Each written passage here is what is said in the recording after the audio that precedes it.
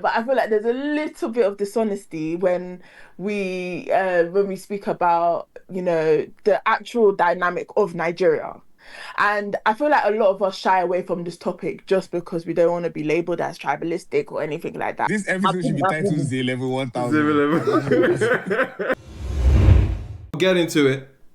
Our top 10. A lot of activities this week. Okay, I'm excited actually. I'm very, very excited. Outside the top 10, there's some activity for us with Turntable Charts. Marvel and Soundgarden, Aura Salad ranks at number 12 on this week's chart. I think it was 11 last week, right? I think it was 11 last week. And it's at number 12 this week, but I guess they can verify that. After debuting and peaking at number 9 for 2 weeks. Okay, actually, I might be wrong. It debuted at number 9. Okay, I don't remember it making top 10, but yes, I guess it debuted at number 9. We have 11's How Far.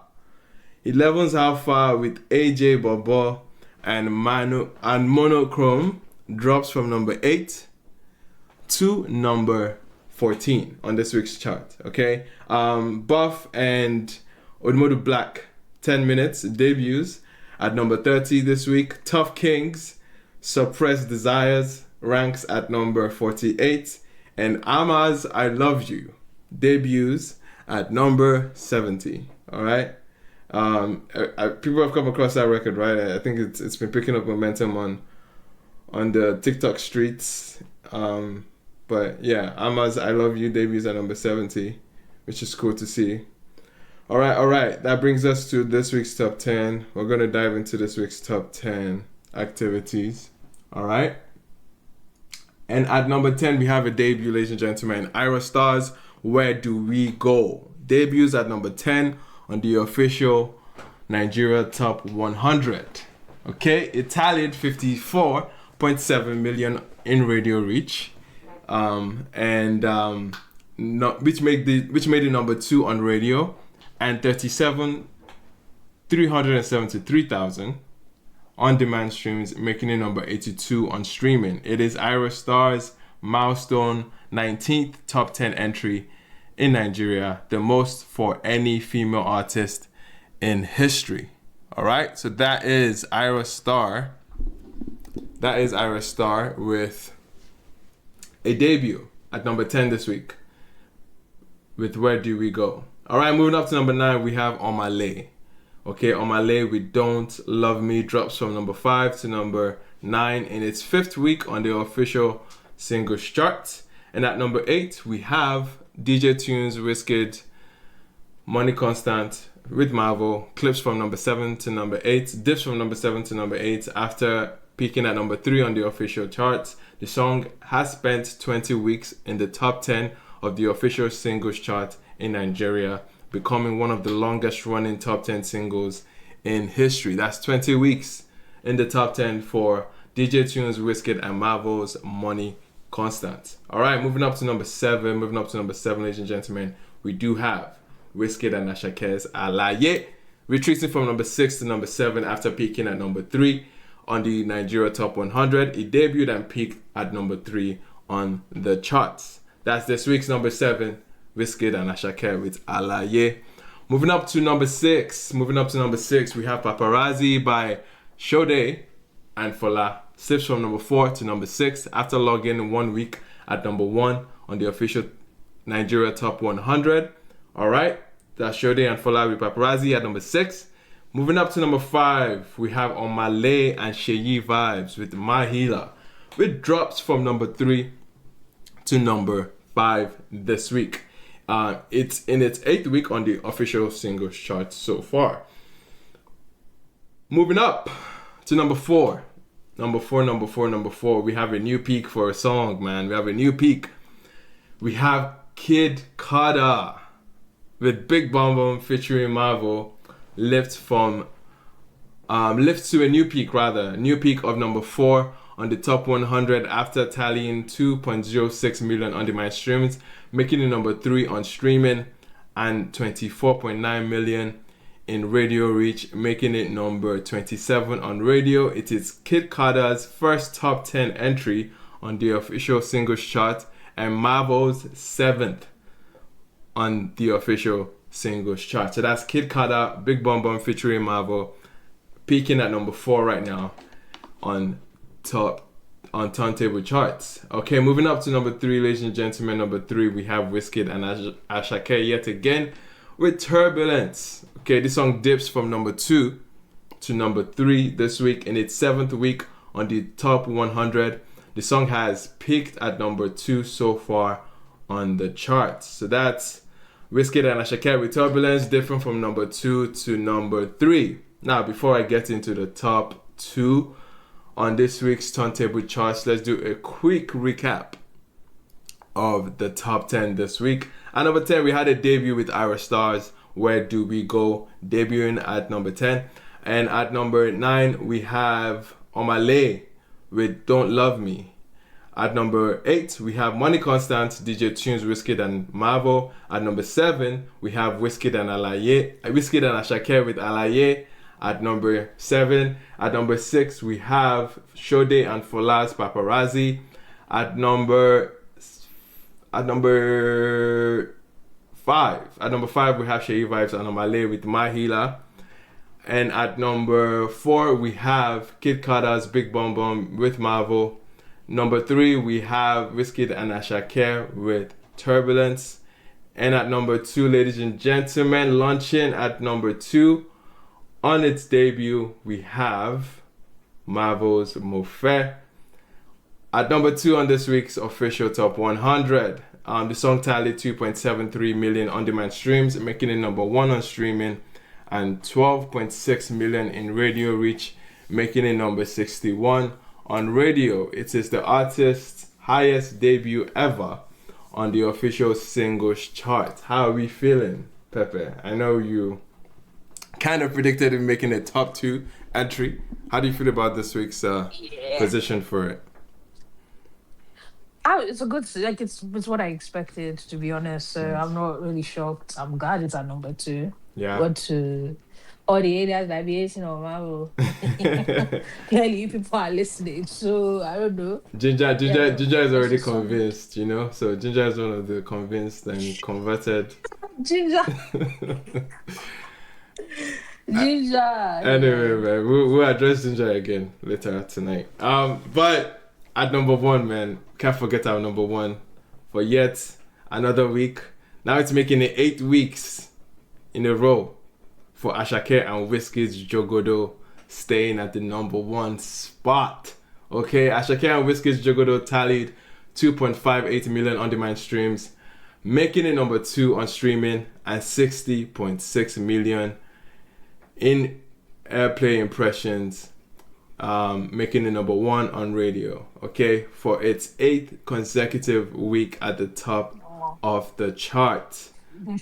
Crazy. They call him landlord for no reason. Crazy. 8 weeks. 8 weeks, man. As a result, it becomes the outright 5th longest number 1 entry in the singles official chart in history. Okay, behind Lonely at the Top, Godly, Twe, and Sip Alcohol. All right, Jogodo is punching up with some other classics, man. We got lots of new music to catch up on, but before we do that, man, a lot has been happening, guys. We've had I don't know, I want to address the Omale thing first before we get into it. There was a statement that he made, which again kind of sparked some conversation. And in hindsight, okay, I think maybe he's just poorly wording things, because you can read his intention of the statement, or what he's saying about your Afrobeats being very, very, like, it's for Lagos. When he says Afrobeats is for Lagos, he could have given up the impression that Afrobeats is not heard anywhere else but Lagos, like, and people were engaging at points that, oh, Afrobeats is not big in other parts of Nigeria, which I was so confused about, which made me so confused, because people are in fact engaging at that side of the conversation.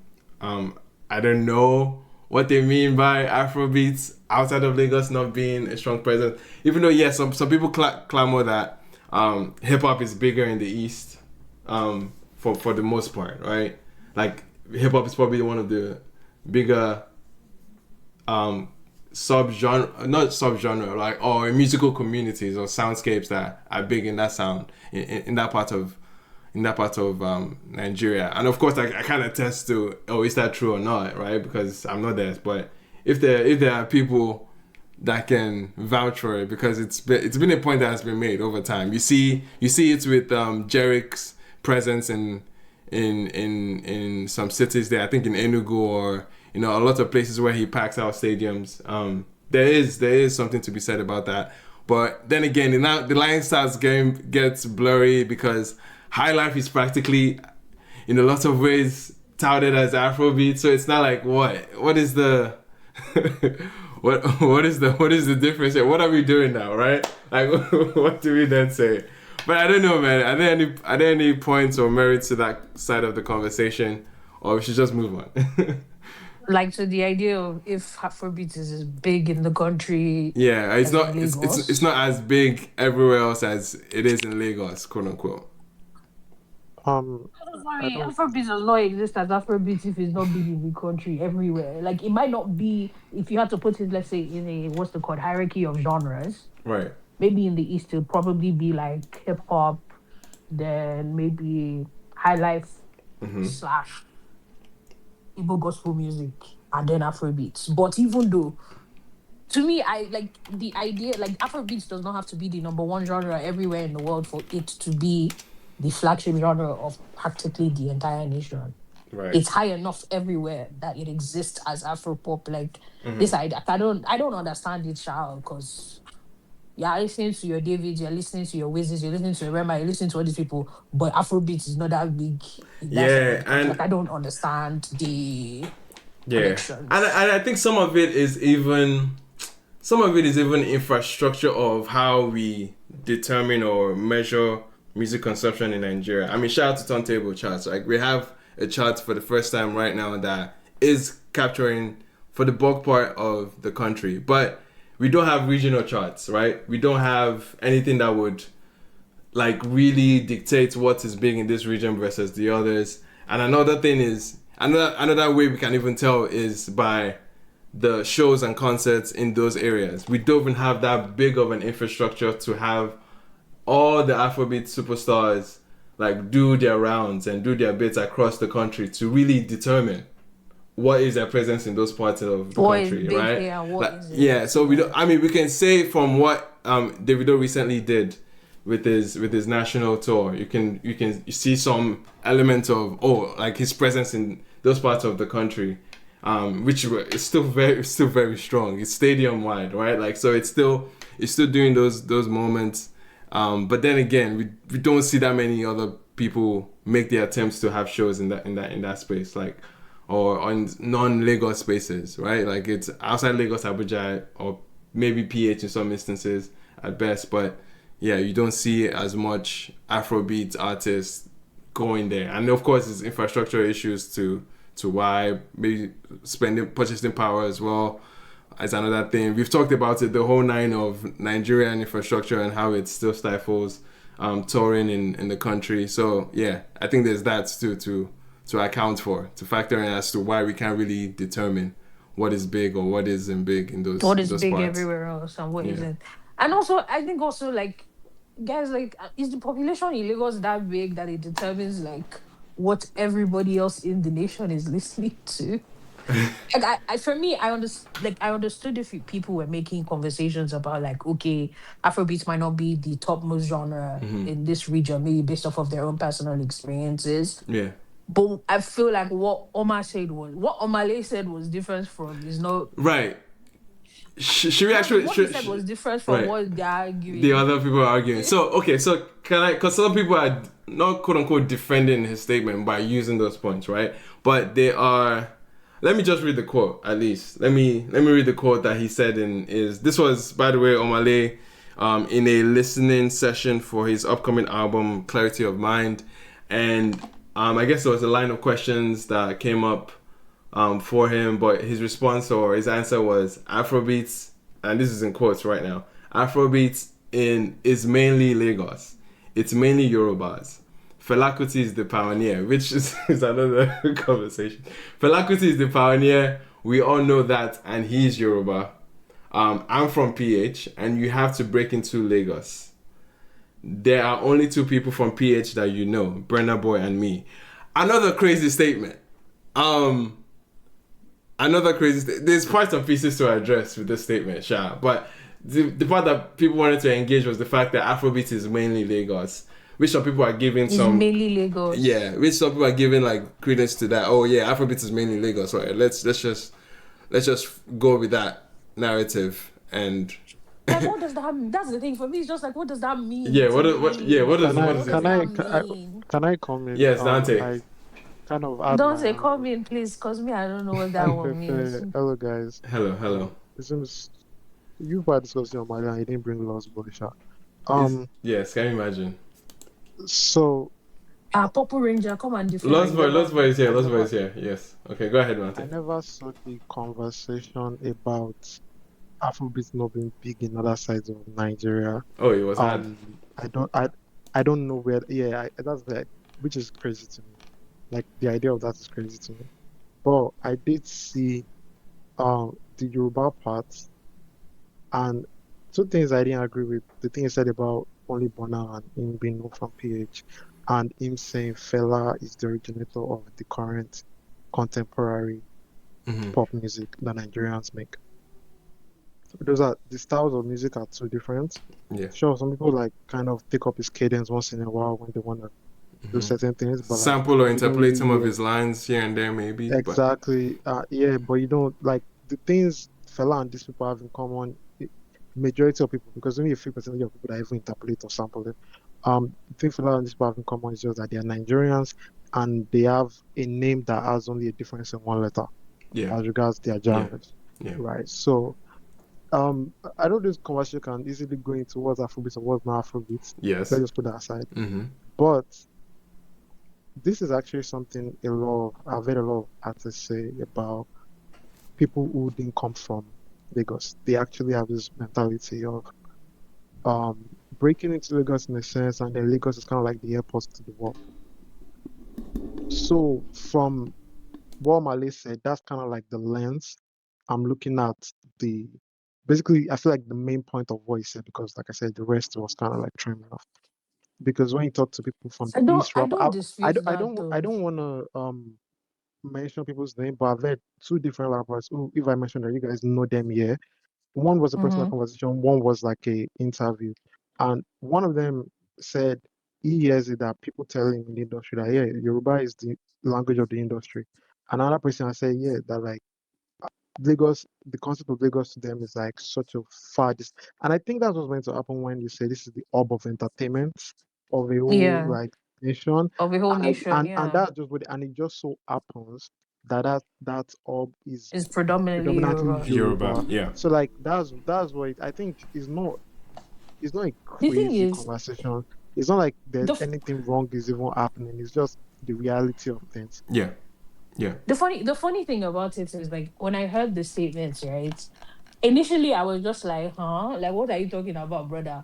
But then, like, because I am capable of hearing the meta message, I was like, okay, this is what he's trying to say. He's trying to communicate that the major hub is Lagos. And you have to break into it. You have to break into Lagos for you to be able to gain access to the rest of the country and then subsequently the world. Yes. It is also predominantly. Sorry, Dante. Yeah. I don't think you can hear Pepe speaking. Can you? Oh, so sorry. Yeah, I was gonna comment. Pepe, are you going?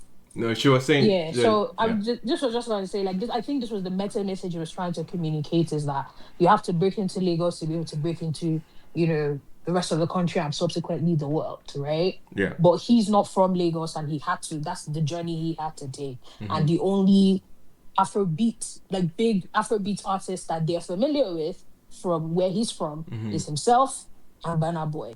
So I think that's what he was trying to communicate, but he misyaned. The thing about misyanning is that even though we can understand your meta, misunderstood. Please let's use the right words. What? Slickback is here, man, to defend his man, No, man. please. Even though, what's it called? Even though you misyan and people who have to like people who want to give you grace will understand the message you're trying to pass across. However, although on top still, you will still collect your lashings. That's just the truth. Okay. Because every single person who has misyanned, even when we understood their meta message, they still collected their lashings for multiple reasons. And the topmost one being, we understand the meta message because we have context. Yeah. The people you are talking to do not have context. So whatever you're telling them, they're taking it as Bible. They're taking it as, oh, this is what is like you are practically explaining to people who don't have context of what Nigerian music and Nigerian music industry is like. So for them, whatever you say, that's Bible, that's biblical truth. But for us who have context, we know, okay, this is what he's trying to explain. Oh. Yeah. And so for that reason, as you have now got to go and tell them something that is not really what you were trying to communicate, you have to collect your lashings. Burna Boy collected. See, listen, I was about to say, as Miss Yanni now becoming Yes, the PH because thing. even when Wait now, hold on. Pepe. I understand. See, my problem. Slickback, you're not going to be slick. Stick back. Hold on. Okay, stick back. Wait. Okay, Real quick. Dante, go. Real quick, Dante and then stick back. Thank you. Okay, let me just say this. I think Omari is a brilliant man. I think he's actually super intelligent and he has a lot of information. And this started when he did the Amazon interview. I just think he has problem articulating himself properly and picking his words properly when he wants to communicate something to us. Because saying Fela Kuti is the pioneer is not. It's not giving intelligence. It's like to me. it's not. No. This is what I'm saying. I think even the fact that he's able to come across certain conversations and present them is a level of intelligence for me. But then, to each his own. But I think that he doesn't know enough, or he doesn't have the words to say what he wants to do correctly, because he just, like sometimes when they call something fake deep, I'm not saying Malay is fake deep, but when you just tie, oh, Fela is Yoruba is Afrobeat, the current genre is called Afrobeats. So yeah, Fela is Yoruba, and then that's the end. I'm like, yeah, he sounds like he's connecting the wrong dots there. He's connecting the wrong dots. So like, I think Chibi said it like because me and Chibi, I know. And that is why he will have to collect his lashings. Hold on. And that's fine. Like that's completely fine. I just think like sometimes I don't think there's. The thing is this. Again, shout out to people for saying also we have context, because to be honest, I didn't even know we're gonna meet on this space for this topic. But then when you might even presented that angle, I was like, okay, I think we are chilling today. For people who have context, we are going to discuss it a certain way, but we're also going to address like what we think is off with what he's saying. So I don't think it's 100%. For sure. But then when he talks, he's talking to so many people that don't know A's and B's of what's going on. Yeah, that's my issue. They can't. Bro, somebody can take that. That's what I'm saying. That's why they're lashing him. Misinformed, right? Yeah. So like that is. I wish somebody would like maybe talk to me about like, not there's a stage of asset development called, what was that? Media training. So like media training. I think that's what Chibi says. It's not even like for me. It's not even media training. Because this is not a media training issue. It doesn't do a lot of press, and this might be part of it. I think there's a knowledge gap, bro. I think there's a knowledge gap with lots of artists and the actual culture, the history of the music that they're operating in. There's a huge knowledge gap. I feel we've seen so much outright huge statements being made by artists. There's a reason for that in a sense. It's because of just the basic. Because there was a time Ruga and Benson were on this Billboard thing, and I think Ruga said something along the lines of, before Burna Boy, nobody was using like live bands or something like that. Yeah, like, and it shows you that it's a knowledge gap thing. It's not a media thing. This is my point. I think it's just artists, and I don't expect them. I think it's the two both of them. I don't expect them to both of them. Yeah, I mean, if you have the knowledge, I think media training can come in second. How you articulate your knowledge is another thing. Yeah, but I don't even think there's an articulation. Knowledge gap and lack of articulation. Yeah, but I'm like, you can't even articulate something you don't know, right? So it seems like the actual thing is understanding first, understanding the culture of where you're operating in, and being able to articulate the context of the culture you're coming from is another thing, right? But I think there's a huge like I don't know, maybe they should open school for our I don't know, man. I don't know what exactly should happen here, because this is not the first time we've gotten a misrepresentation of history. Even beyond understanding, like, okay, because the thing is, like, there's a way things are. Yeah. But it just seems as if, like, nobody is informed as to why certain things are. Do you get? Yeah. Because for me, it's like, it's a very easy dot to connect. Yeah, man. As to why Lagos is a major area in Africa. Yeah. Why Yoruba is a big part of it. Exactly. Like, those dots are not hard to connect. I know Slickback has been itching to respond to all that's been said about his man. I would love to know. Man. I would love to know how you feel about this situation, the statements. Do you get behind everything? All I can say is he who is without sin cast the first stone. All of you. That's your response. I love all that. of you. Hold on now. I'm curious. What was the biggest sin here, though? Because there's a few you can go about, right? I don't see. What was the biggest sin in your opinion? All I see is Pepe, Ginger, Dante, everybody's just everybody. Yes, let's talk about it. Why does everybody think Omale is like an easy target to like push? Everybody call him gimmick man. Everybody calls it this. We people just like bullying a young man that likes music. Oh my God. That's all. Every time we come on this space, we say, "Oh, Omale has this." But you people can never say that the music is bad. People can never say that. That's not people the can never say that. conversation People can never say that. today, But all you people talk about is this. Now let me get into the crux of the matter. I will get into the crux of the matter. Yes. So now there. Hold on. Let me get the statistics right before people come and say that I'm missing. Before people come and say that I'm missing. Let me get it right. What statistics are you looking for? Thank you very much. Don't worry. There are over 371 distinct ethnic groups in Nigeria, and over 500 language and dialects. Right? However, for you to blow mainstream in Nigeria, if you don't speak Yoruba, you're doing yourself a disservice. Let us talk to the crux of the matter. Burna Boy, is he Yoruba? Young John, is he Yoruba? Rema Sef, is Rema Yoruba? Even Mofe, is he Yoruba? Is he? Let's talk about the issue. Mavo is Yoruba. Mavo is not. It's not Yoruba now. Mavo is not. It's from Benin. Zanedo boy now. Zanedo boy. Yes. Even look at the last famous Pluto song, the release, the after Djembe and the one that he did with Zlata. What's the name of the song? Yes, he was even speaking.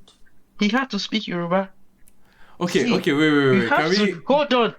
Let me land. Let me land. My plane is on the air. I'm going somewhere. But you said some things already. I'm going somewhere. Now. Let me land. We have to understand that no matter how we try to say one Nigeria, we have to understand that there are a lot of tribal tensions that go around in every industry, in every space, and in every thing. So now, think about it from somebody for people that grew up in Lagos, right? For people that grew up in Lagos, it is easy for them to like, quote unquote, like, I don't want to say like, they would be able to like pick up on some of like they have a privilege. Like, they have a privilege by being born in Lagos. Not just the privilege of being born in Lagos. Just proximity to the language. Yes, proximity to the language is easier to pick up and include it in your music. Yeah. Like of course. Yeah. If we look at, and I will take Rema as an example because Rema is one of the best examples. if you look at Rema's writing from when he entered the scene to now, he has incorporated a lot of Yoruba leaning writing. Now, the incentive to do so is where me and my goats are talking about. Now we have to look at this thing critically, like my goat has said. We have to critically analyze that yes, we understand that, oh, to make it in what do you call it again? In Lagos or in Nigeria in the music industry, you have to come to Lagos because that's where the commercial leaning stuff and that's where all the money and the swap power is. However, everybody has like their own identity. Do you understand what I'm saying? Like as a musician, like everybody as an individual, like everybody has their own identity. And for some people, not intentionally writing or not using like quote unquote like Yoruba slangs in their music can be a form of rebellion to the system. See, we have talked about P Square. P Square came with Omogemi, Atipadimi. What are you people saying?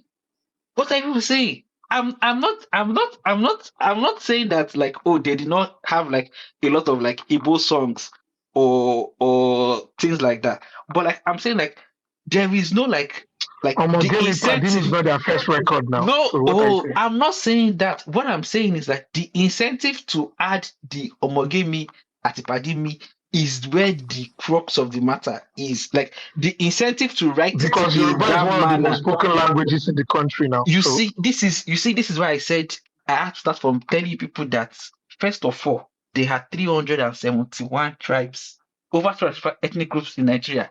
And for the incentive but to there are write, three major ethnic groups. you see, this is Not don't the count those ones. Wazobia people are the problem. That's all I can tell you. The Wazobia people are the problem in this country. Wazobia people are the problem. See, what I'm saying is like think about it in that like from that manner. Like I know that we can argue on the what he said wrong and what he did not say right and what he said. But think about it for like an artist that is not from Lagos, that is not from the major tribe, not even just from Lagos, that is a quote unquote a minority tribe. Like think about a Wizard Chan. Mm-hmm. Think about a Wizard Chan.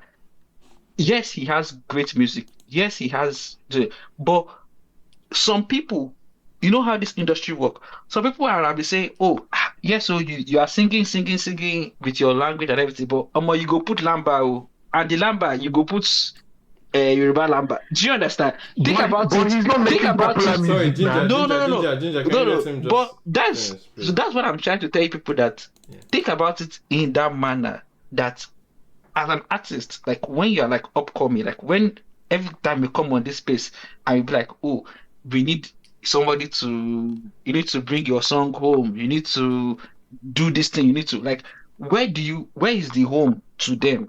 Do you understand? Are you saying bring your song home to Yoruba Lamba or bring your song home to? This is why anytime any indigenous artist come out that is singing in a minority dialects, as long as I like the song, I am going to support you. I'm going to support you because me, I know what you are going through. Mm-hmm. And if nobody is going to give you a stream, me from a minority tribe, I support you. The whatever people are not going to, they're going to say, oh, what are they saying? Everybody would listen to what Ashaka is saying. But if there's a chance sing from now to tomorrow, they say that we don't know whether it is marine spirits that is concocting. This is the problem. This is the problem. Now, I don't, I like, I want us to look at the conversation in that lens because this affects. We are all talking about, oh, how do we make Nigeria big? How do like we diversify the quote unquote like uh, Afrobeat greats and everybody is eating. Everybody is eating if everybody doesn't have to sing in Yoruba. Of course, yeah. That's Of that's course. that's that's all I'm saying, Of and course. that's all my goat is saying. You people are dragging my No, goats too no, no, no, much. no, no. Clarity of I mind. don't think that's what your We'll goat see. is. We'll see. Even like, no, no. I, I'm sorry. You can't I've say that's what spoken for he's my saying. goats.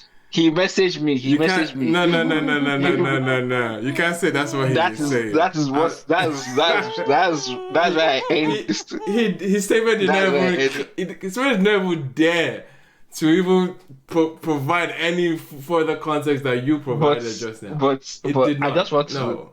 I just want to end by saying that the problem that we have is niggas don't read. People don't be reading. People don't be reading. So not just no, my goat is exempt. But Okay. for other Your artists, goats cannot be example. I wonder like what kind of literature do they consume apart from like reading like Right. oh what people are talking about me on Yeah. Twitter on or On a Twitter. On re Twitter, or yeah. or or a review about me like Yeah, I I'm very wonder like I too wonder because we come across so yeah many statements like how much like of music discourse are they engaging in like I A as lot. artists like did they do open they music business worldwide do and they be checking watch the news other every artists day? interviews, do they watch I promise documentaries, you, most do people are they not. like I promise you that most artists they don't even care about that. 'Cause I'm talking even from experience. Like, you have certain conversation with certain artists, and you're like, oh, you don't, but like you also can't judge them. It's just that yeah, like, okay, for instance, there are some artists, not to toot my own horn, that when they saw like, oh, they want to become a musician or whatever, yeah, they understood that this is work, right? mm-hmm, But whereas there are some people who were only drawn by the glam, so they had to understand more so how to make records, and that's it. right, Make records that a lot of things to them is doing too much, a lot of things to them is extra. And that's why you start asking somebody why does it seem like they don't care about their own live music business, their life as yeah, well. So um most artists don't care. It's only a few artists that when we say like, oh, somebody's a student of the game and I can hear in the records, yeah. those artists might know. I And think some artists yeah, like mm-hmm, listen to music also to be able to learn how to do one or twos, how to approach certain melodies, how to approach yeah, pockets yeah, and all these things. yeah. But a lot of the history of okay, where are we coming from? A lot of people don't know. I'll speak from a certain level of bias because I don't know if anyone knows, that's they say we're Purple Ranger, so that's fair. But- so you get me. So Purple we, Rangers we Purple this is Unite. this Rangers is basically Unite. our album, right? Yeah. This is basically our album, right? We're waiting for Okay. this. This is our shot Yeah. at the Grammys, basically. But beyond that, I think Afrobeat has had a we've had this sequence of I don't want to say unintelligent. Let me say unintelligent opinions, not unintelligent artists over time. And it's beyond it's I don't think it will ever stop because I think this has existed since the 2000s, the early 2000s, when an artist is about to do something and he says something so ignorant. I think I have come to the resolution that it should not be the responsibility of these artists because of judging of where they have come from, the level of research that they put into it as individuals. For a lot of them, it's really not all about that. We can come on here and say, they should have the knowledge, they should do all that, they should do research. But for the artist who is like the main character of the craft that they are putting out, it's really not about that. An artist recognizes that they possess a certain level of talent and they command some certain level of influence, then they expect every other person around them to see the other intelligent stuff. If it's whenever you give them the mic to express themselves extensively, you see that beyond the music that they make, they have very, very questionable ideas about every other thing, right? So I think as I like to say, I have come to the point where I've detached. When I like an artist, I kind of like I'm open to him or her following my hand when we start to get into their Eric opinions. said he expects you people to miss Yan. Please You get me? do. Like on the low, like sadly, it's sad, but I just expect it, right? Because we've seen it happen way too long, so many times. Everybody, like almost everybody, has come on an interview and said something stemmed from a place of ignorance, and down to the biggest of them all, down to the Burners and the Wizards. We've had episodes where you're just wondering, like, why are you saying this? Don't you understand the influence of the impact of what this statement you are making on the craft and all that? But you see that I've come to learn over time that they are the main character in the business that they play. So, and they don't, I don't think they recognize that they are here. So we shouldn't place that responsibility on them. All That's right? my opinion. I disagree. But I can understand what he's saying. In my though. opinion, I can understand, I disagree with it too. That's what I'm saying. I understand exactly what he's saying, but our context does not allow for that. Yeah, we don't need that. The idea is that we are trying to carry this Afrobeat on our head and sell it to the world. Yeah. See, a person who is from, from the western part of the world, they can say whatever, what's it called? They can say whatever messed up thing they want to say, and their people will either give them grace or not give them grace because of that. At the end of the day, that's where the money is, right? We are not. I don't know that we are afforded the same level of give them grace or not give them grace. We are the one carrying our product for them to hopefully buy into. So everything. And ironically, we need clarity in our messaging. We need clarity in our messaging. Yeah, obviously, there's that. But like everything you say, because again, they don't have context. Anything you tell them will practically be biblical truth, except if it is a big music nerd that wants to now go and do a full deep dive. But for a lot of them, they are not doing that. Yeah. So the people that they are expecting to give them information on this genre or on this thing you are presenting to them is the artist. You are fortunately or unfortunately, because of the way our music is structured and what we're trying to do with said music, the music is no longer just the export. You are the export too. Right. And whatever you say will be biblical truth to the people who have no context about us. So yes, on one hand, don't put that responsibility on them, but on the other hand, we are all willing to collect the consequences of if we don't give them that responsibility. Right. Real quick before. That's my own. Here's the thing. Here's the thing. Yeah. Let me just. No, it's fine. I wanted to say that while I completely agree with what you've said, right? There's a whole lot of responsibility and all that. I'm saying that I don't give them this responsibility because for a lot of them, it's really not about. It's not about the game. It's all about these guys have. For example, the context now is Omali. I've listened extensively to an Omali interview that he did with Joe Yakan, where he talks about his journey from where he started off, and you see that the life that this guy has lived growing up, there is nothing that attributes that will make you think that he should have core knowledge of the game. This is somebody that has grown up away from the game. Survival. Music for him is like an escape. Yeah, it's an escape. He makes it to this point. Then we now expect them. I know that this responsibility, yes, they are the ones, as you have said, it's the music, their representation now of the craft. But whether or not we like it, I do not think because I have listened to him talk about his story. Yeah. There is no part of me that expects him to have core knowledge of Afrobeats. No, I don't. Sadly, do I think he will learn now that he's a superstar? I do not. That's just it. So even then. That's just how I see. That's why I don't place the response. Wait, sorry. Just giving.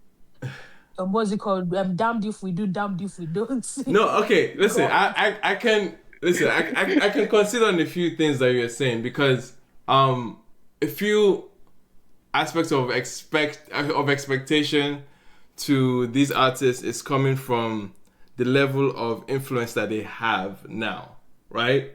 For our stories to be told, right? For our stories to be told to the most effective communicators. Granted, journalists are there, commentators are there, documentarians are there to help play their own part, but I think it's nothing.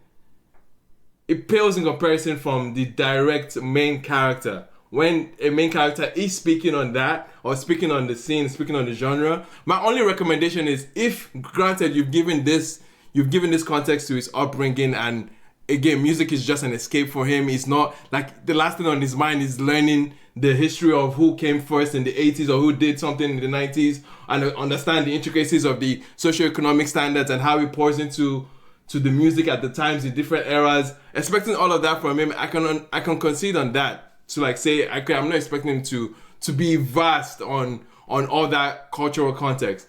But at the very least, is don't project or don't give insight that you believe is correct, and in that pursuit now misinform the masses. Do you know what I mean? Like, I feel it becomes a sense of responsibility because you have such a loud mic, you have such a loud audience. People would hear everything you are saying and take it to heart. It has more authority than anyone else, right? He has way more authority. I always love to say that we are, even me myself or any other journalist, we're a speck in the entire system, right? These are the main characters. These are the main voices. So with great power comes great responsibility. You know what I mean? It's the case of that. I get you. And if he is not well versed into those aspects of things, my only recommendation is don't present yourself like you are one, right? Don't present it like, it's the same way, it's the same disdain that Burna had to go in to say like Afrobeats lacked substance, or it's just making outright statements and not giving full-fledged, nuanced worldview of the culture that you're coming from. But for us, and instead, or even why you hold that. And instead, it's always self-serving narratives that they carry on. It's always for themselves. It's always, I did this, I did that. This is my thing. It always comes from that angle. Like if you think about all the messiahs we've had from our biggest superstars, it's always very self-centered. Like it's always like, oh, this is about me type thing. Like, but you see, this thing that you're saying actually lends to Epic's point. No, that's what I'm saying. Like, That the self-centered nature of the narrative that they're speaking is the reason why, like, they don't, like, they are the center. Yeah. They have made themselves the center. Yeah. So everything else. What is the narrative? Can I just ask that? Sorry. Oh, in this case, we're talking about the recent statement in his listening session. No. I know about that, but I mean, like, to your point on this particular instance. Yeah. No. Like when she says it leads to Epic's point about the narrative, and so now he's asking like, is the narrative really? The thing is that the narrative he was trying to speak to was just the fact that he's from Port Harcourt. It's from PH. Right. And the PH journey for a superstar is different from somebody born from Lagos. The PH journey to a superstar is different from somebody who is from Lagos. And why that is important to the music that he makes. Yeah. That's the narrative he was trying to That was what he was trying to communicate. The only problem is that he's saying Afrobeat The problem is that to do that, he now went to go and bring Afrobeat history. Yeah. Except the issue was not exactly. He's saying Fela Kuti is the pioneer. He's Yoruba, so therefore Afrobeat is Yoruba. So it's like. So Afrobeat is Yoruba from Lagos. And that one thing. And I would have just preferred if he just stuck to. This is my own thing. Sorry, Epic real quick, and then we'll bring in our Epic real quick, and then. All right, let me just say this. Say this lastly. Why I also do not think that these guys should be given that responsibility is that I think that if we want to build a formidable industry, I don't think the main characters should also be the storytellers, because the main characters will always tell the stories from their own biases. People write the stories of the heroes. That's where I wrap it up. That's how I just see it. Yeah, no. Yeah, that's why I decentered them from that. Okay. But yeah. Okay. No, real quick before we get I from decenter them until they give them mic. Real quick before we get from Naye, we've been trying to get Adeayo on for a while. Elon has been acting up, and what have you. But what's good, Adeayo? How do you find this recent Omale statement? Good evening. What's up now? How you doing? Can you hear me? Yeah, we can hear you, man. Loud and clear. We can hear you. All right. So I'm not very particular about it. It's not new. So what I've come to learn is I don't say we won't pay much attention to it, because that won't be correct. I think attention should always be paid to what these people say, because at the end of the day they paint a narrative, and if it's inaccurate, then it's going to be at the detriment of the collective, right? But at the same time, you look at the foreign media, the foreign press, the foreign consumers, and I'm not talking about Nigerian diaspora. I'm talking about the the Western world. As to what extent do they really care about the accurate narrative? I don't think there's a willingness, or at least to a large extent, a decided effort to care. And I say this because I cannot owe the average, maybe the average fan that shows up to a normally listening party to a higher extent to a higher standard than I would owe a Rolling Stone or one of these big media platforms in the US, who have time and time again they have written loop-sided narratives about African music, Nigerian music. So it's not something like they care. I think even if they do get the facts correctly, they will still go and look for the one that would favor whatever narrative they want to have. So these artists say things from their own point of view, what they think is correct, what they think is accurate. Of course, I think Nigerian music industry is plagued with lack of education at all level, a lack of expertise at a considerable level. The artists themselves, they just make it up as they go. There's not a understanding of what the genre is about, and to an extent, I can hold them responsible. To an extent, I cannot hold them responsible because, again, Afrobeat history, or I'll call it, will I call it undocumented, so to say, like oral history, is what it's been handed out like orally. A part of it is documented, but you see, there's a lot of like questions about it. So that's why I don't like to like engage in it anymore, because it's going to be an endless debate as to the very semantic of it, or like the very definition.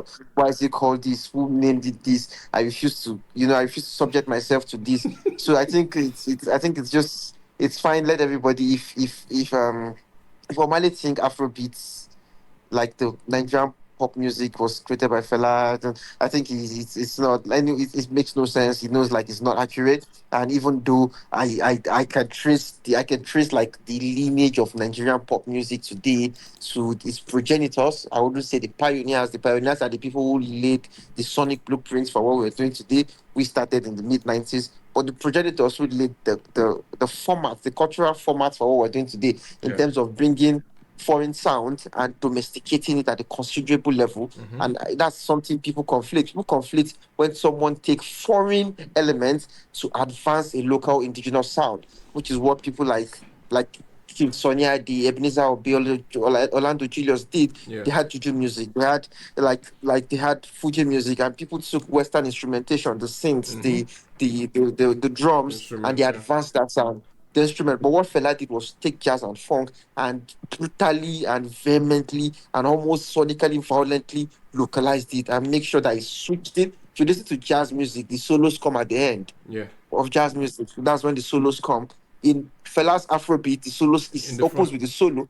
In the front, it goes with the solo. Then it now, like, so if you look at in terms of the writing, in terms of the language, the use of language. So if Nigerian pop music today is a matter of taking hip hop, R&B, and Western pop variants and localizing it, you can always draw that straight line to him sooner or later. And if you look at the evolution of Nigerian music since after him, like Afro Juju by Shino Peters was essentially taking inspiration from what King Sunny Ade and Ebenezer Obey were doing with Juju music, and looking at how Fela arranged music and how he used percussions and named it Afro Juju and added a bit of up tempo to it. And if you look at the writing, Shino Peter writes very differently from how King Sunny Ade writes, because he used a lot more pidgin English and a lot more social commentary compared to the rest, which is what he learned from Fela. So at the end of the day, music, you can always draw a straight line, right? Because I was having this conversation and someone said, okay, at the end of the day, Fela was also inspired by high life. And I mean, if we're going to draw the history of high life, we have to go back to the 1700s when the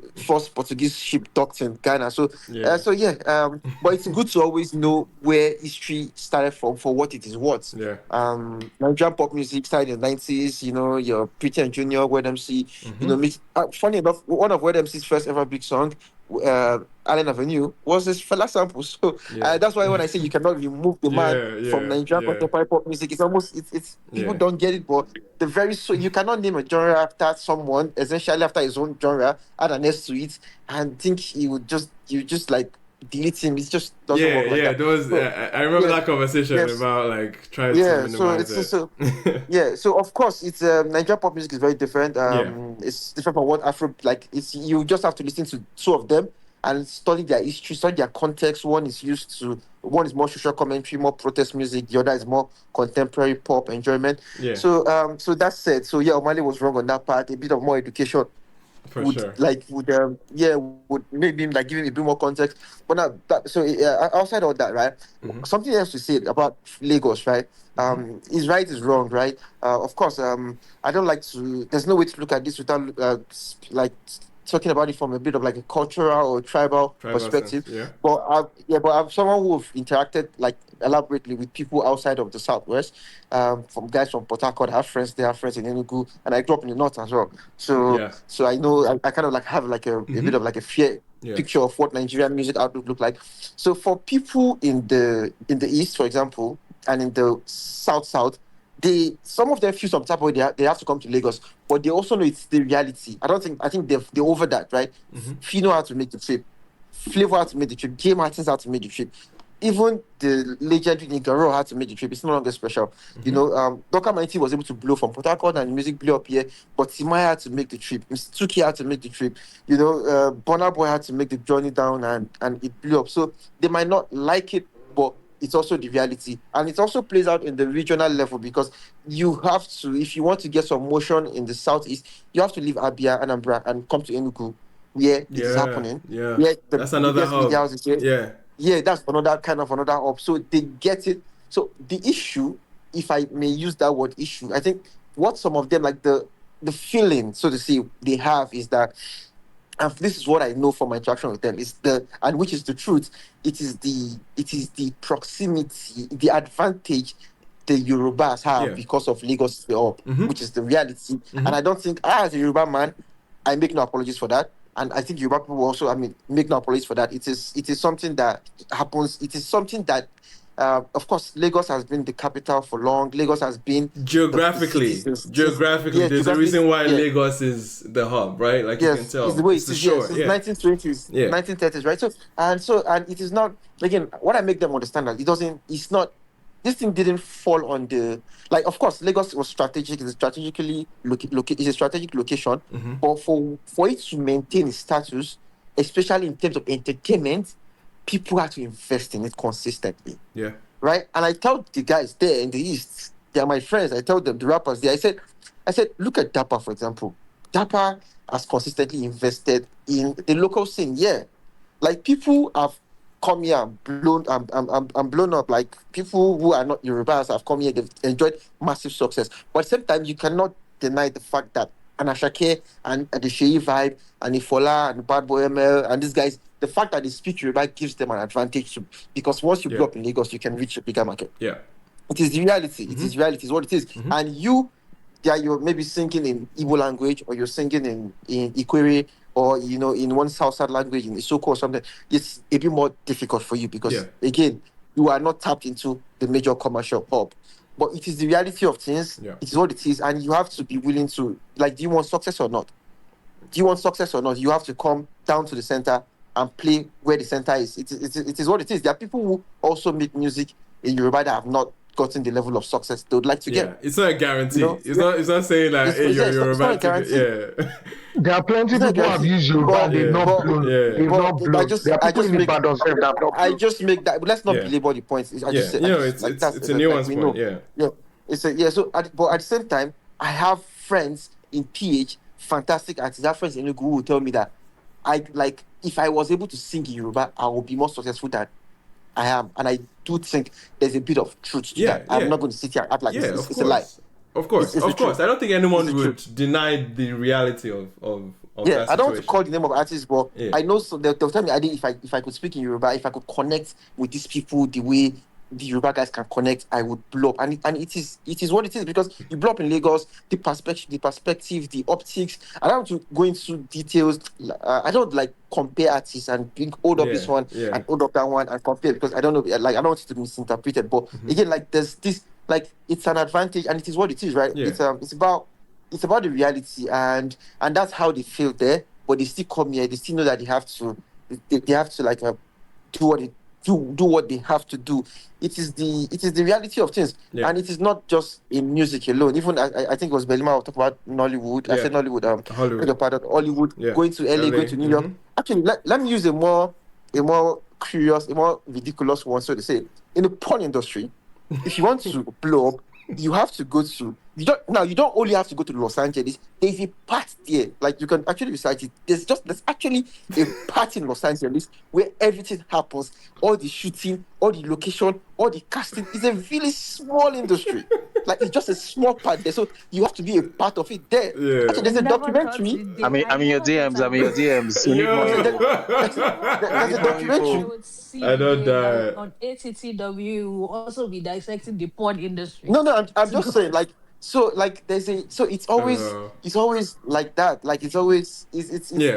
it's the reality of things. If you want to No, play it's the tennis, truth. yeah, if you want to play tennis in Spain, if you're not in Barcelona or you're not in Madrid, it becomes difficult for you. And now Yeah. let's look at and why I think this thing it's look at from a cultural perspective, travel perspective, and that's where hard feelings start getting is because maybe they feel like there's these advantages for you guys now, and you guys are not like giving other people a chance. But there was a time when Nollywood, everything happens in Asaba and everything happened in the southeast, Yeah, yeah.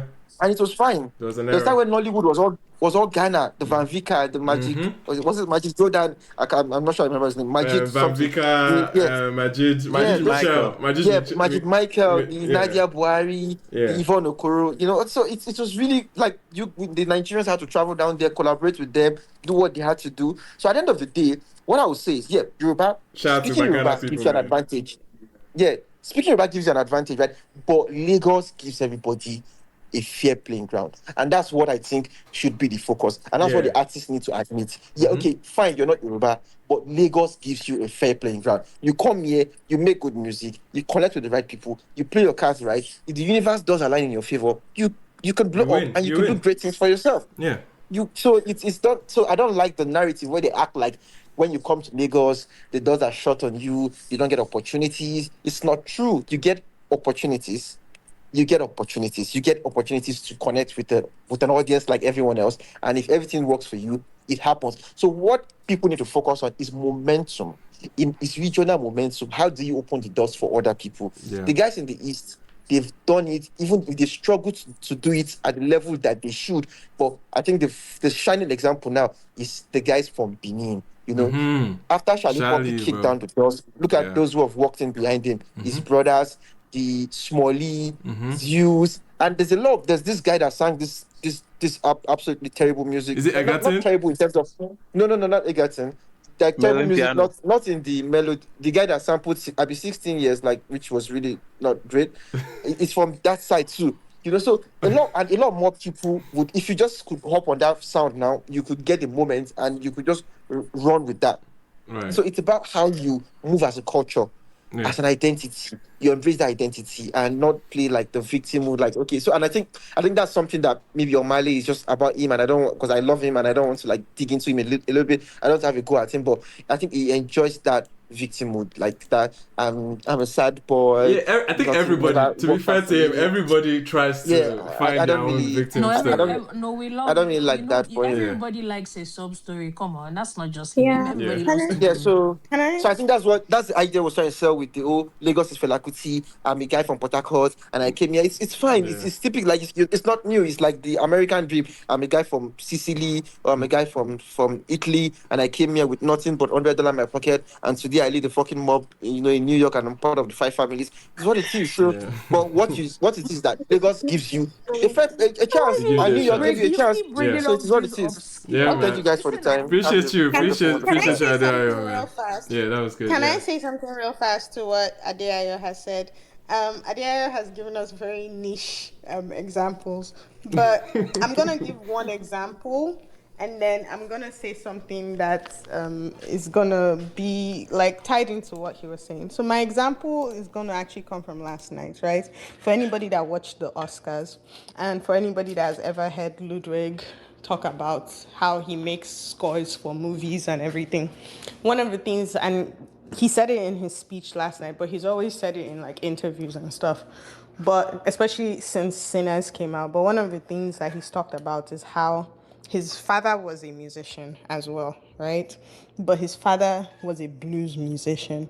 But here's the thing, his father was in Sweden. His father is Swedish. He grew up in Sweden, he was born in Sweden, all of that. But his father was making blues music in Sweden. So guess what? His father never blew up as a blues musician because blues is a primarily black music genre in America. And what ends up happening is Ludwig moves to America, immigrates to America, becomes a student, and he said it in his speech last night when he won about coming here as an immigrant because he knew this is where he will succeed in making that kind of music, right? And that's how it was in school as he was learning that he met Ryan Coogler. So it's not a strange thing to say. But something that Gingerbread said while Adeayo was talking is something that jumped out to me that I think a lot of people do, which is like when somebody will be like, oh, I'm not racist, I have black friends. Okay, it's not all men, it's some men. It's not all white people, it's some white people. It's not all women, it's some women. I think people forget the context of like speech and how like not everything is an exaggeration. So if I say men do X, Y, Z, I'm obviously not stupid. I'm not thinking all men do that, but there's a higher probability and a higher majority in the numbers that that is what is happening. So it is not saying that people have not been making music in Yoruba for a long time and not blowing. It is saying that they have a higher probability. That's a different conversation, right? People saying that, oh, living in Port Harcourt does not mean your music is not good or it's not going to blow. It might not. The point is that you are giving yourself a higher probability by moving to Lagos. So it is not that they are saying that all of this is one size fits all. It's a game that you play and you give yourself better chances when you play the game right. And when somebody is telling a story, you then have to think about all the different parts because the stereotype is, oh, you can only blow if you're in Lagos. But what was it that Chimamanda said? The issue with stereotypes is not that it is wrong or it is a lie or something. It is essentially that it is not a complete story. So give context. It's not a full picture. Give nuance to everything that you're hearing. So, for all I care, you can speak anything you want to speak. Yeah. If the people love it, the people love it. But if you want to give yourself a better chance, you make the move. That's all. All right. Real quick, we've had a good round of conversation on the Omale comments. But Naye can help us close it up. And then we can talk about the anticipation towards his album as well.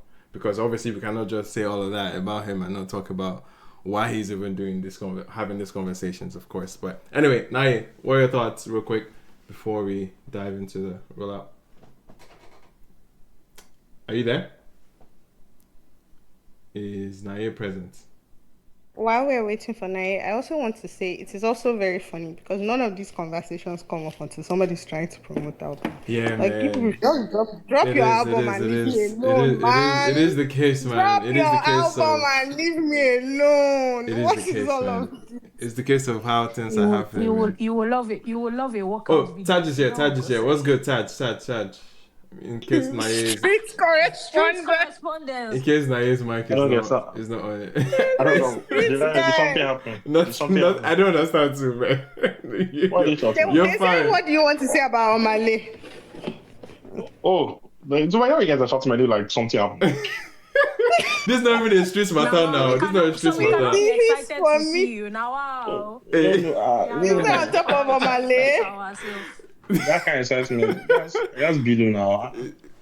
Taj is on guard today, something man. also. Anyway. Wait, can you guys hear me? Yeah, loud and clear. You're good.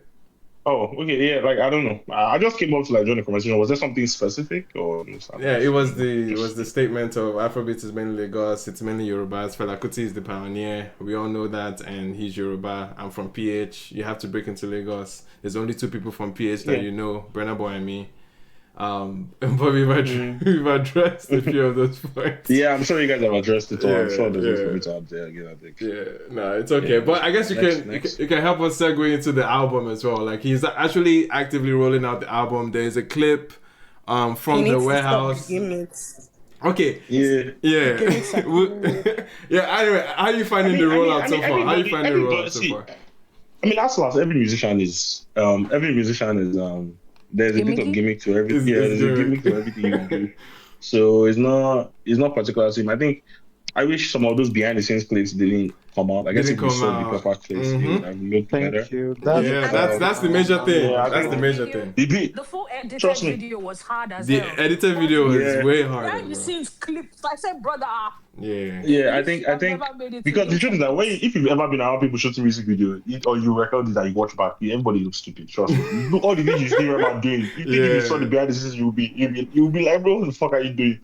But that's what it is, right? You're getting into character, you're acting, Yeah. and that's what's up, right? So they know what they're doing. Yeah, I mean, he's gathering attention, and he's probably going to be the first major drop this year, at least from all the guys that are actually like big enough. So yeah, They said he has. Wizkid and Ashake are not serious people. I So that one mean, was not. context now. If you Like, ask themselves, they might even forget that it's they dropped that project. they soft launched and left. Yeah. So I think I'm optimistic to hear the music from the clips. I'm very interested in what sonic direction they're going to, because some of the production I'm hearing there is that I don't know what that is. Okay. On that point. I mean, sorry, go ahead. yeah, I'm What's your hearing hearing? music. I'm hearing beats. I'm hearing some very interesting. And bro, I'm like, what is going on here, guys? I'm not hearing no high life guitars. I'm not hearing no nothing. I saw someone quote tweet. I saw someone quote tweet to say, and I hate to make this about the saga that they had initially. Someone quoted and said he could actually make EEs.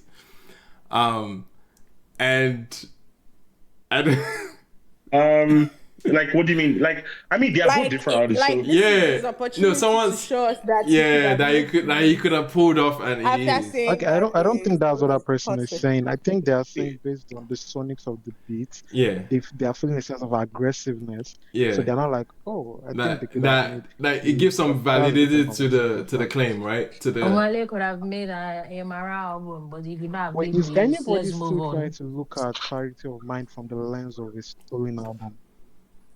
I would hope not. No, I think he has moved. He should have moved on, right? That's what was audible? said. Yeah, he has moved on, but I think some people, audible now. Some like fans or some people are still looking at it from the lens of, oh, we are trying to hear his own version of what was his own version. And I'm like, that's not what he's doing. Well, I can't be like this rollout is just an attention seeking rollout. I don't know anything that's going on in that one. I don't know the music. I can't tell anything. They're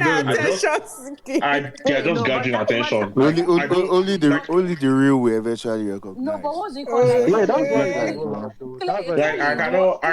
I don't know what the Sonics are. I don't know what's happening. I just hope to get good music. Right? I don't know where the direction is. At least he has attention Yeah, for his it's giving like something like in the lane of like Jesus. That's what I was hearing. I don't know what is going on because like I can't tell you. But Jesus and he what it's about. Like clarity of mind. The what we know was a yellow color was what they used to promote the thing. Black and white videos. Now it's black and white. It's just when you think about brand things, colors, nothing is aligning. I really don't know what's going on. Even when you even see the songs that he has released as singles, the on songs the album, that he you're dropped. just like, huh? Yeah, I don't know. I don't know what's going on. I don't know what's going on. I just, but he has everyone's attention, and I guess that's kind of I'm honestly just going to press play, and whatever hits me. I don't know. Man. I have no take. And we have an official date too. It's 3rd of April, so we will be here. Yay! Before the financial year. Yes. Real quick, Naye. I know you were trying to sort your mic. But right now we're just talking about the rollout overall and anticipation for the album. Thoughts overall on that. Have you seen the clips? Have you seen the few? Yeah. I just feel like you guys are just always falling into the trap. You guys do it all the time. It's always doing PR. I do think that what he said, just based on what I wanted to talk about initially, was just an example of poor media training and like why media training is important, and Afrobeat artists should also take it very seriously. But I also when Adebayo was talking about like what he mentioned about, Yoruba, you don't need Yoruba to blow and all this kind of stuff. I feel like we're conflating geographical relevance to the actual linguistics of Nigeria. And I feel like I feel like there's a little bit of dishonesty, and I know people have said, "Oh no, let's not lie," but I feel like there's a little bit of dishonesty when we speak about the actual dynamic of Nigeria. And I feel like a lot of us shy away from this topic just because we don't want to be labeled as tribalistic or anything like that, or this kind of discussion. And if you understand nuance in life, you understand that you're not going towards that way. I do feel like that was his perspective. And that's why I asked, what is the narrative? Because everyone has a narrative in their own right. Someone said, I think it was Epic that said, an artist will always come with their own perspective, right? They'll always come with their own narrative. Right. There's not a uniform narrative, and that is the reality of Nigeria. Like, leave music aside, that is the reality of the country. And I feel like we often, and this is why I always say, talk about the tribes. You don't have to talk about tribes in the context of hate. You can also talk about it in the context of differences, because differences are there. How you bring them all together is what makes Nigeria, right? Yeah. And this is always going to be the case where, the geographical location is Lagos. When you're speaking about culture, Yoruba is the majority, right? And that's just facts. Like, people speak Yoruba. People that are moving from even Port Harcourt to Lagos, they speak Yoruba. My auntie grew up in Lagos. She speaks Yoruba, but she's a full-blown Calabar woman. So it's one of those things that that's just a fact. How he presented it, yeah, media training, as I said before, is important. But I feel like instead of us speaking about the situation negatively, what we can do is actually, okay, if there's all these different drivers in this part of the country, in this region, in the north, south, or southeast, southwest, how do we amplify these voices? And I feel like we never have that conversation. And then some people were actually talking about, but people saw it as tribalistic, because again, I understand people are mentioning the tribe Yoruba, the un-Yorubification of music. It doesn't need to be like that. It's just about amplifying other regions. And yes, there's always going to be somewhere that is going to be like the cornerstone of any industry you're entering. Adebayo said it. Same thing happens in London. There are a lot of artists, people that won the Grammys in the UK, people from Birmingham, people from Northern Ireland. But do you know what? They come to London to have those important meetings, unless you're doing remote. Like, right. That's the difference between geographical and, it's only people from South London that are getting the ups and the praises. No. People are highlighting the differences, but the geographical location of any economic hub would be a center. Yeah. So I feel like let's not conflate it. I do feel like what he said was facts. Like, you do have to go to, like, artists do feel like they need to come to Lagos, and that's how it is. They invested in their economy. Probably speak to your governor to invest in your own, right? So people actually come to you. Simple. Like, it's that simple. And I just feel like sometimes we don't have these conversations because we don't want to be labeled as tribalistic, when actually you could just say it for what it is, and probably there will I think every progress. Conversation is evil. I think probably be progress. Wait, Pepe, real quick before we go into that. I don't think many people would disagree with what you said and the things that we've said already. Like, we've actually made mention of them. I don't know, maybe it came into the conversation a little bit later than we've had it. I heard that. I heard even with Adebayo's submission too, in terms of the solution or opportunities for non-Yoruba speaking people to come into Nigeria, he was making references to the networking that can be done within Lagos and how it's actually an open market to other tribes. It's actually an open market, right? Is it though? We made mention to that. Obviously, there's a clear distinction between the main populace of Lagos. It's obviously driven by Yoruba speakers, right? But then again, we're talking about the differences of doing that regionally, right? We have to come you definitely have to make the move. You have to make the effort to connect with the Lagos market, and there will be opportunities. It's not saying it's glaringly open that you would be guaranteed an opportunity there. I think it's a matter of your chances are heightened, are a lot better when you build from Lagos as well, right? And I think that's the clear thing that we're all saying, and we all agree that Lagos is a hub, and there's a reason why it's a hub. We reference the geographical location. I don't think that to that. But speaking Yoruba, what he said about speaking Yoruba, yes, that is also an advantage, right? No, we did say that. We did say that. It was being said. It was being said. It's a privilege to be a Yoruba artist. You have a leg up than others, for sure. Like, it's just, no one's denying that reality of Nigerian music, right? And again, it's a case of not being sorry about that, but how can we work with? Yeah, of course. How can we work with that if you don't mind, let me just add something for like 10 seconds. Quickly. Yeah, sure. So just to add something, right? Again, as I said, it's an advantage when you speak Yoruba, because they tell me, they say, if I could speak Yoruba, I'll be bigger than this, and I do think it's possible. It's not a guarantee, but I do think it is possible.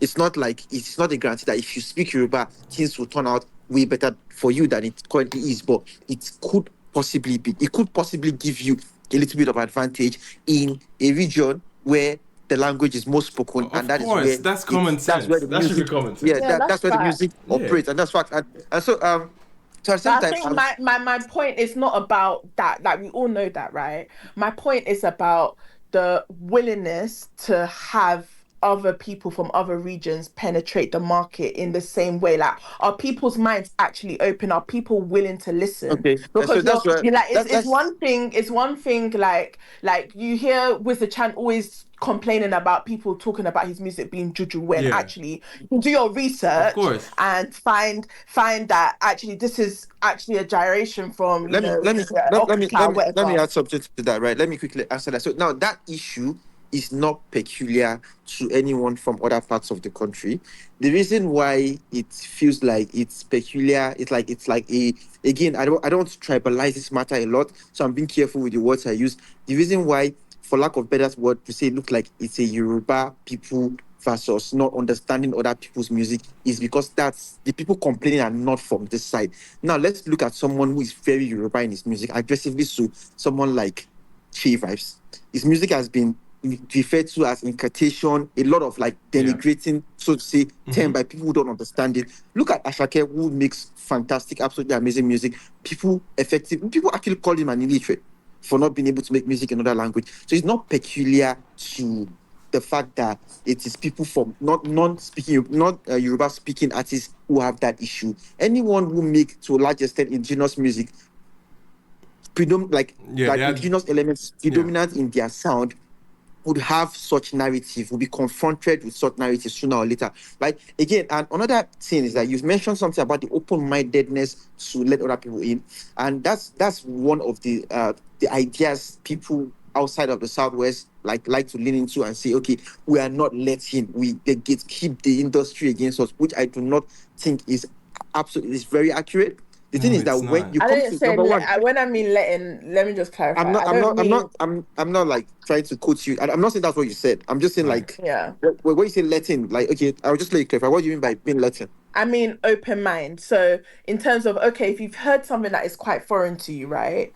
Are you going to immediately insult it and just talk out of your arse? Okay. Or are you actually going to investigate and find out, oh, what is this about?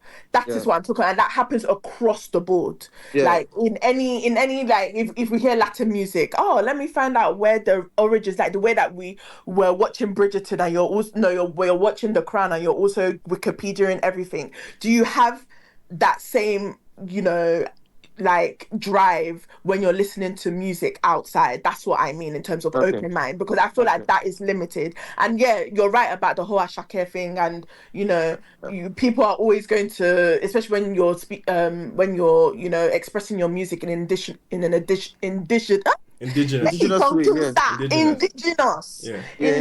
ways. Yeah. However, I feel like it will also be, I just feel like there's hints of dishonesty where okay, let me not say dishonesty. Wait, what are we because not I think being honest everybody- about? Because that's where I'm Yeah, very that's what I would like confused. to understand. Yeah. Like, what you might consider dishonesty. I like if you could clarify that. But before you Yeah, do that, that's right? why I said I went Can I back. say something, Okay. Before you Nae, do- and you can correct me if you think this is not where you were going with this. But I think the dishonesty comes in the sense that while we can all agree that, like, once you speak in indigenous languages, they automatically call it Juju or whatever, and Ashake had the same thing, Shay Vibes had the same thing, Wizard Chan had the same thing. The difference is people talk specifically, and there are multiple factors that come into it, but the dishonesty, and correct me if I'm wrong, can play a part in the fact that, like, okay, well, even despite that narrative, these people are XYZ successful. Now, I know she used the example of Wizard Chan, which is very different because technically they're not making the same kind of music. So there are different things at play here. The kind of music you're making, if what you're making is a popular if pop music does something else. Yeah. But essentially that's where that quote unquote dishonesty comes in. Because like it's like, yeah, oh, I don't understand what Ashake is saying, but I'll still sing along. But you can also say, I don't understand what Wizard Chan is saying, but you don't sing along.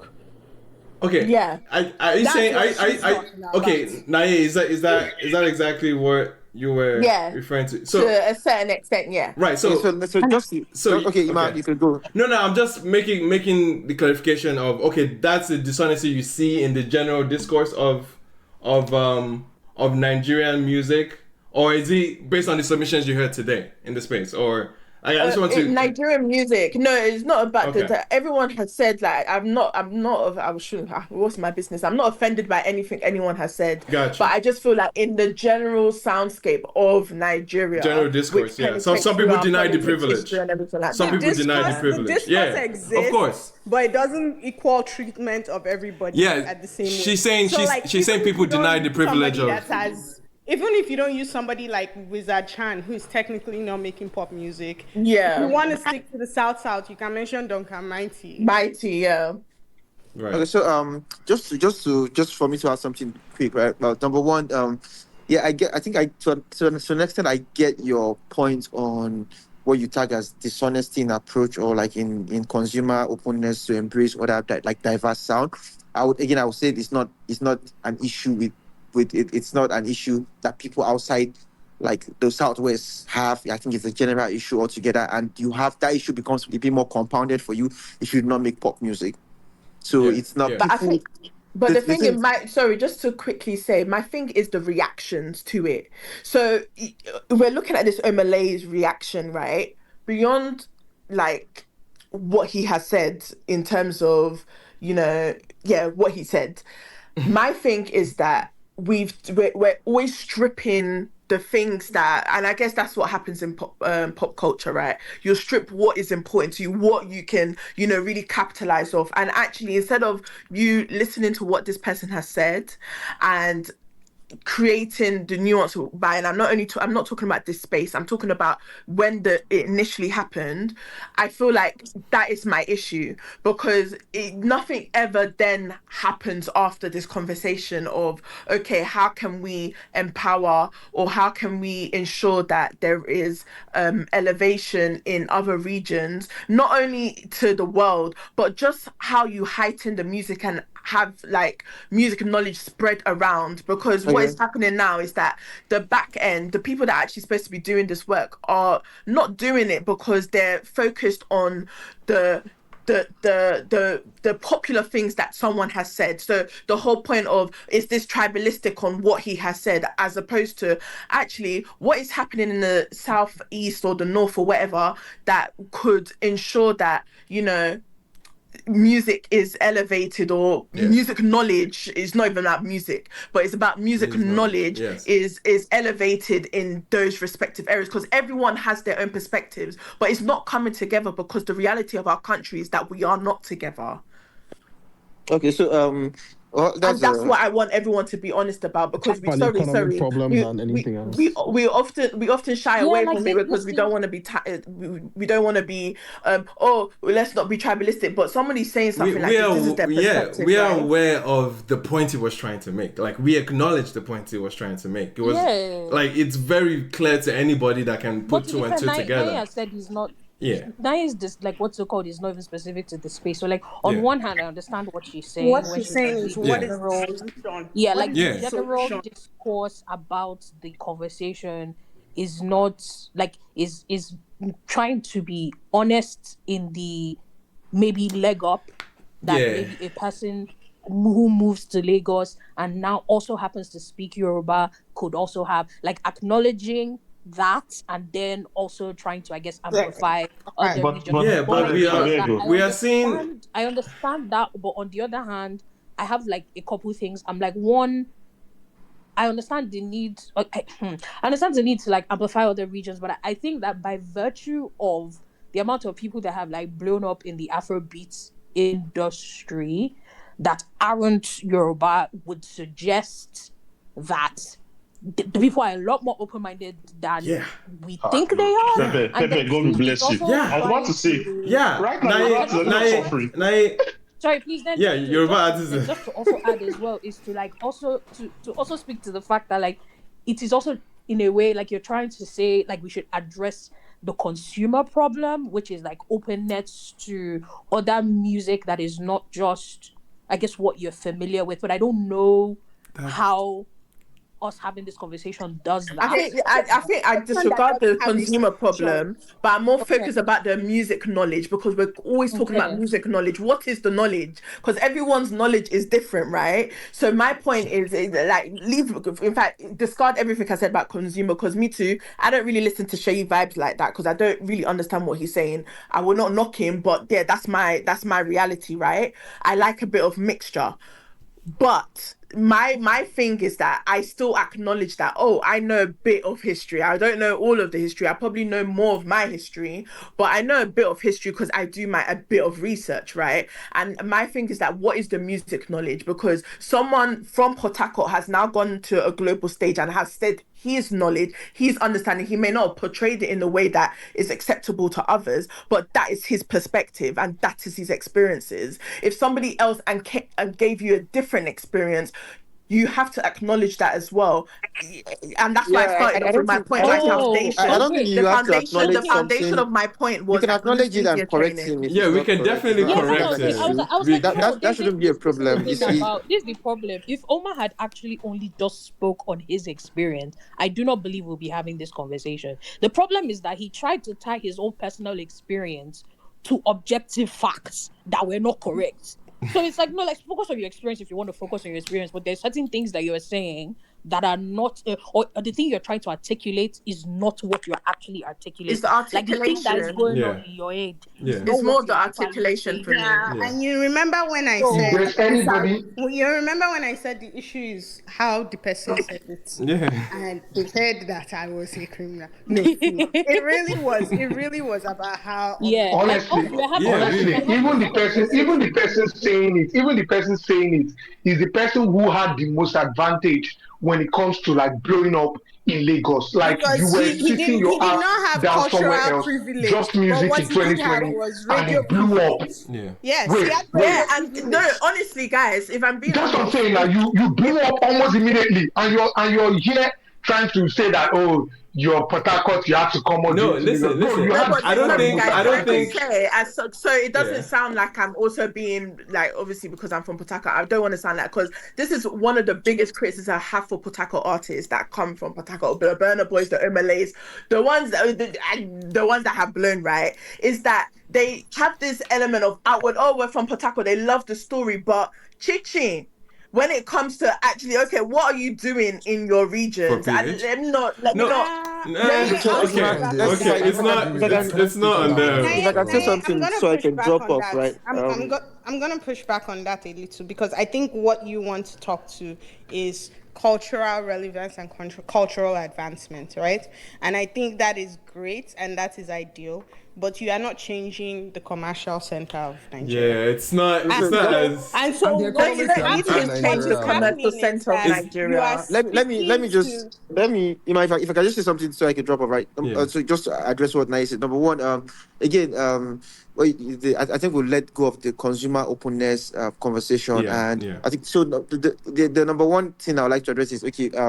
How we choose to address what Omale said, the reaction to it, it's distinguishing between his perspective and what should be to an extent objective truth, right? And I think, yeah, you can appreciate his perspective. This is a man that came, the young man that came from Port Harcourt, blew up in Lagos, probably found himself in a new territory, a new land, had to adjust for culturally adjust and all.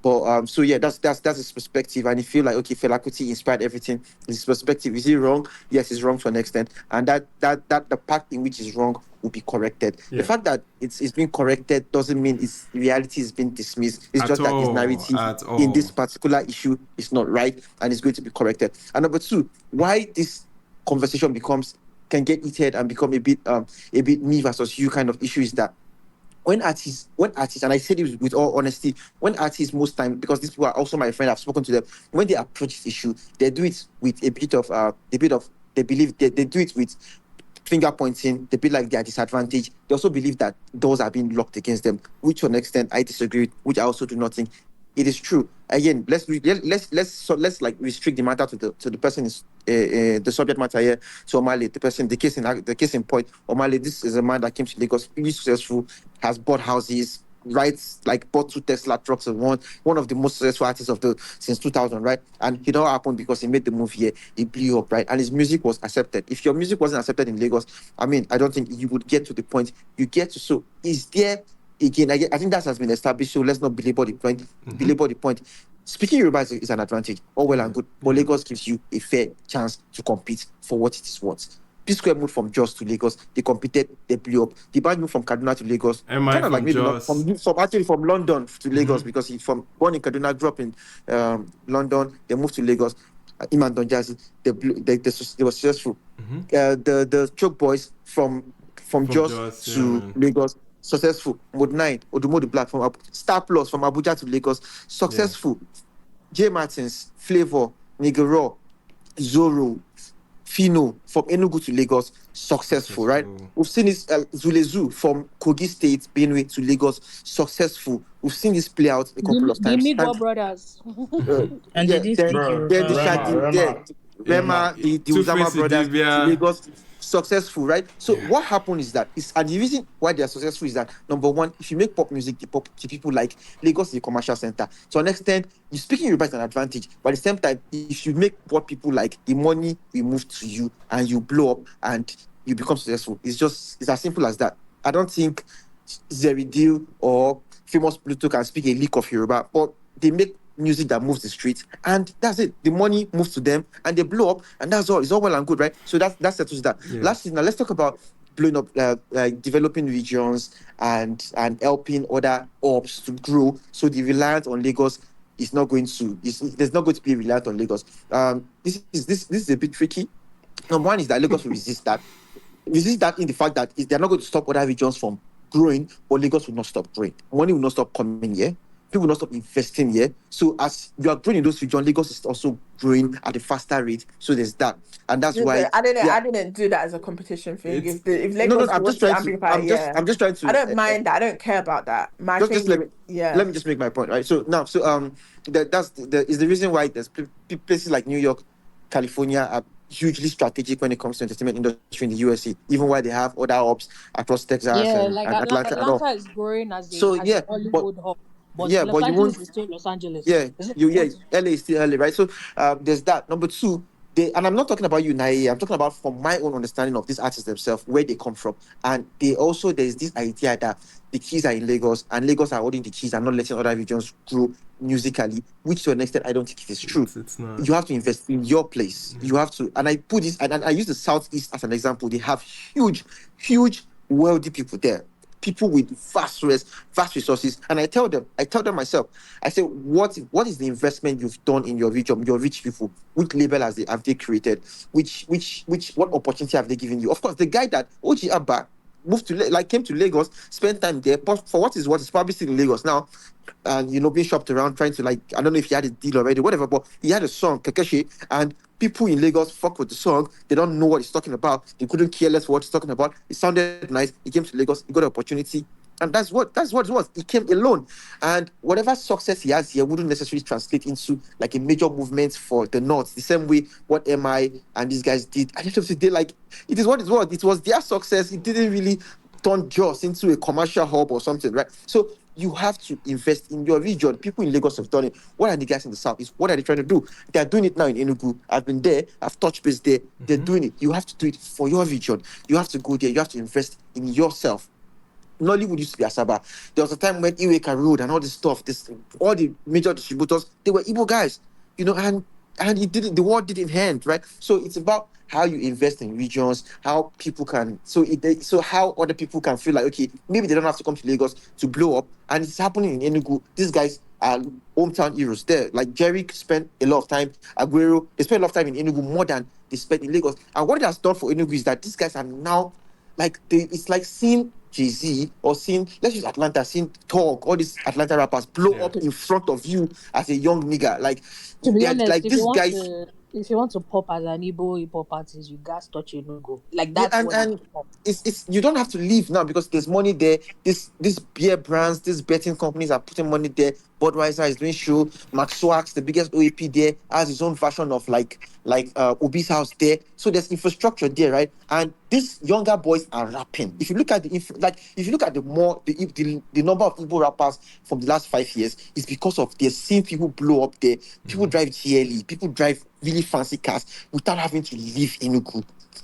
Gone are the days where Fino and Flavor feels very far away. You don't have to. It's till December you see them. Now you can really just go to Obiagu and probably see Aguero playing football with his producers there. Yeah. So it is what makes a region grow. And the answer will not come from Lagos. It's not going to be Dapa or one of these guys said I'll take money and go to Enugu and go develop that place, right? So again, this conversation is at the end of the day, it's not it's outside the power of the consumers or even we speaking here. What we can do is to amplify and say, okay, what's happening in this place? Let's show some interest. Let's give them what Ima does. Let's bring these people. Let's bring Jerry to this place. Let's bring Stargate. Let's bring Aista La Vista, the guys from the East. Let's bring Ojaba. Let's give them a platform to amplify.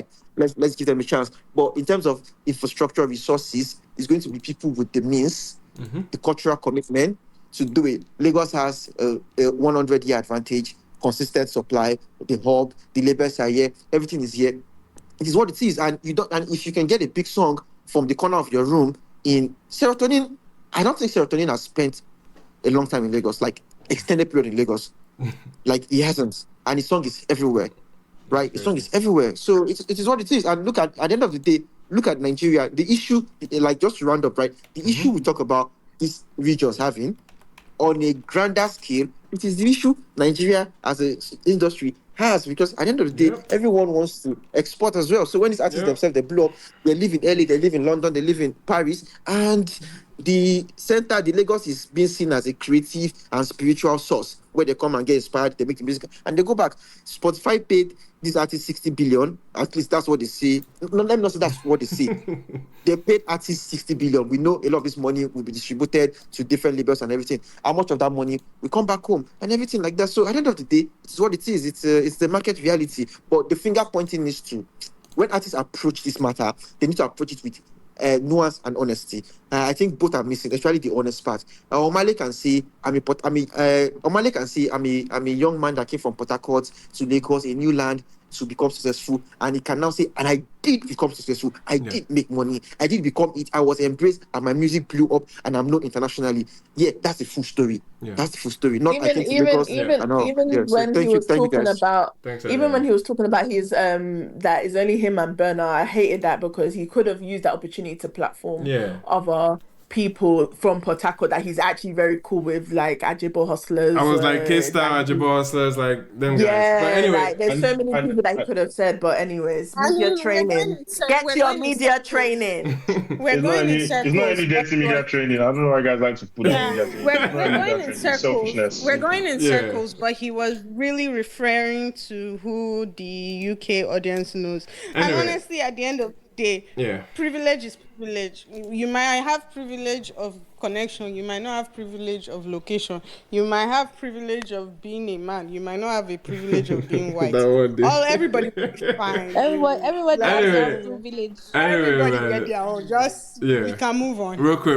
Yeah. I think that one thing that would be a great thing to add on after we've spoken both about Omale and his gimmicks and his album that is dropping is Adeayo mentioned something that I think is very important, which is the fact that we got the numbers of how much Spotify was paying Nigerian artists, and they said they've paid out in 2025 over 60 billion naira. Sorry, can you point to the article? I will share some. I'll share some stuff in the chat. 1 second. Okay. In the Jumbotron. Yeah, let's put it out. I think it's Joey Akan. Wait, before we move on this P, can I quickly talk about Omale's rollouts? Yes, sure. Let's do that quickly, please. Yeah. So, top. I think obviously I share the sentiment that I wish more stuff didn't leak out before the official video that his team released, which was top. But I don't agree with people saying that. Obviously, first of all, life is a performance. As an artist, you're a performer. Lean into it. I'm not here for all the silent cool guy act. You're here to amaze me. I'm here to see stuff and be performed. To see the performance. And so more of that. Mm-hmm. I think the music, especially, I think I'm going to get Heartbreak Omale on this album, or more music from about maybe a woman, talking more about women. I think he's his other. I thought it was Clarity of Mind, Chibi. Yeah, that's the thing. It's very confusing because the song Don't Love Me. I thought it was. Wait, didn't you guys hear what happened? He said they broke up with him on Grammy night. Yeah, he did say that. He did say that. Okay. He did provide that context. Yeah. Okay. Yeah. So he's back in the breakup. No. It's you guys. Omale literally lives his heart on his sleeve. That babe that he was posted up with. Wait, Church. Let me make my point. Right, that babe that he was posted up with, the stylist babe. Yeah. You've seen him everywhere with her over the last 2 months, and literally, there's obviously the whole rumor of they've broken up, but they're no longer together. And if you the interview, he was talking about how. He thought he was gonna marry the babe, Kiniko, all of them, all of that broke up, and then he dropped "Don't Love Me," and I can just see him leaning towards the more heartbreak, whatever type music, and that's cool. Okay, so there was a pivot from Clarity of Mind. So then, Sammy, the album has changed. It was not changed, right? I don't think necessarily it has changed totally, but I do think that there's going to be a lot more that type of music on here. Even we Waste and we Waste, you can hear him talking more about a woman, and I feel Omale doesn't always do that. His music is usually more deep, mysterious or whatnot. I do feel I'm going to be talking about woman. Chibi, I swear to you're not saying anything. He's talking about woman a lot. He has a literal song. No, because I don't understand. I feel if I listen to his last project, right, Boy Alone. Chibi, continue. I don't get a strong feeling of woman. That's not the central theme of the album. I feel he's talking about dealing with mental health strongly and whatnot. Obviously the Holy Ghost is on this album or whatnot, but there's Ways, there's Don't Love Me, and just obviously clarity of mind is the mental state. What makes your mind clear? What makes you feel balanced? Whatnot? What are the emotions that you go through to get there? And if that's what he's bringing on here, that's cool. And I feel he's going to speak more about love or that whole love situation, which I feel he doesn't. In fact, the only Omale love song I can really point to is Woman. Do you guys know any other ones that you say, oh, this is a mean Omale love song? Are you saying love songs or songs about women? Are we talking about love? Are we talking about heartbreak? Chibi, don't let them silence you. Wait. Love and heartbreak are two sides of the same coin now. You're only you're going to only get heartbroken. So take my pain away now. Wait. So can mean anything. It's the spirit. It's the spirit. Are we saying he doesn't make love songs? So is a girl. Are we saying I just feel he doesn't really make love songs. I've never thought of Omale as a love song maker. Do you guys see? Do you think that way? No. I get that. Love song is one thing, but if you're saying the context of the project, right? Boy Alone wasn't like a love. It wasn't a love but he makes album, love songs. of course, He but has love songs. but he has songs regarding relationships. The first single that they were pushing was You. You is a love song. The chorus literally says I love you. Like, yeah, that's true. That's his first. That's like his first song. That's like no, but that's not Boy Alone. That's not Boy Alone. That's like Demi. That's debut Omar. That's Gendy. That's a long time ago. He's not a single. He sings more heartbreak, right? Which is the context of like, yes, that's what he sings, heartbreak. But it's still always the relationship context. It's relationship. Yeah. That's even more. Wait, I want to land on my other point. Please, Even that's more than that's the reason why I'm confused about Chibi's point. He sings a lot about women, but he also sings quite a lot about heartbreak. Yeah. So what's the difference between singing about heartbreak? Because you're saying he doesn't sing about women, and I'm like, he literally has a song called Woman. Wait, sorry. Yeah, I literally brought up the woman opinion, right? So wait, besides the whole love heartbreak, whatever thing that I think is going to take on this album, the fast pace is such a point.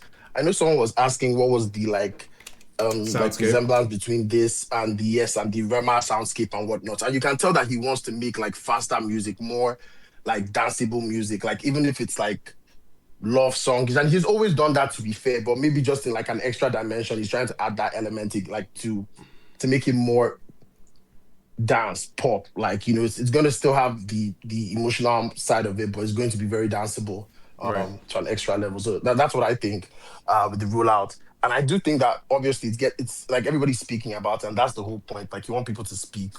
Okay. Yeah, that's it. That's it. All Really, right. I think I'm looking forward to that. I want to say something real quick. Yeah. I know people are talking about Yoruba and all of that is fact, but I just remember the fact that people are trying to break into foreign markets, and now they're also having to incorporate English into their music. So after you learn the Yoruba, you still have to unlearn it. As well.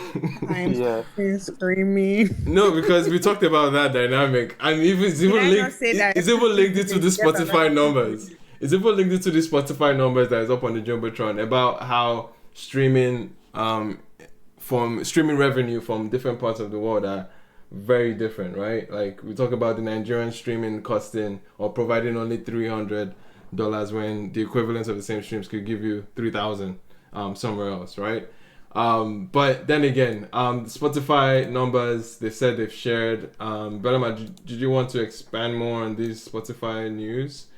Yeah, so Spotify just made an announcement of several things that involves both money and artists and a lot of the wins from last year. So they talked about several things, including like the artists. But right now we're on the money. So let me start with the money. So essentially, Nigerian artists generated over 60 billion naira from Spotify alone in 2025, which means it went up by over 141%. Wow, what a decline. In the last 2 years.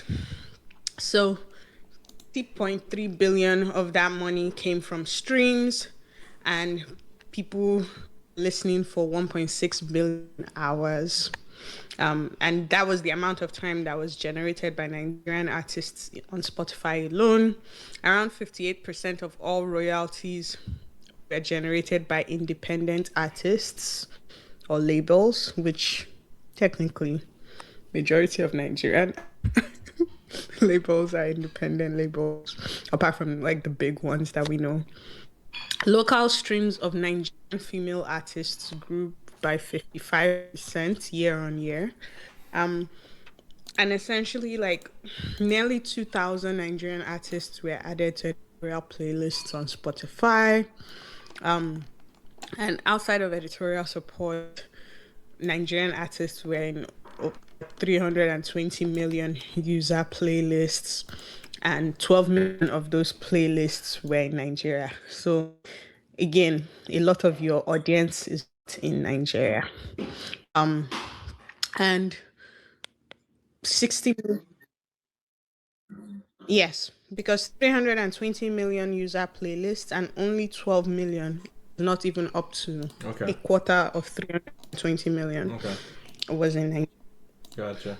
60 million playlists featuring Nigerian artists were created in 2025.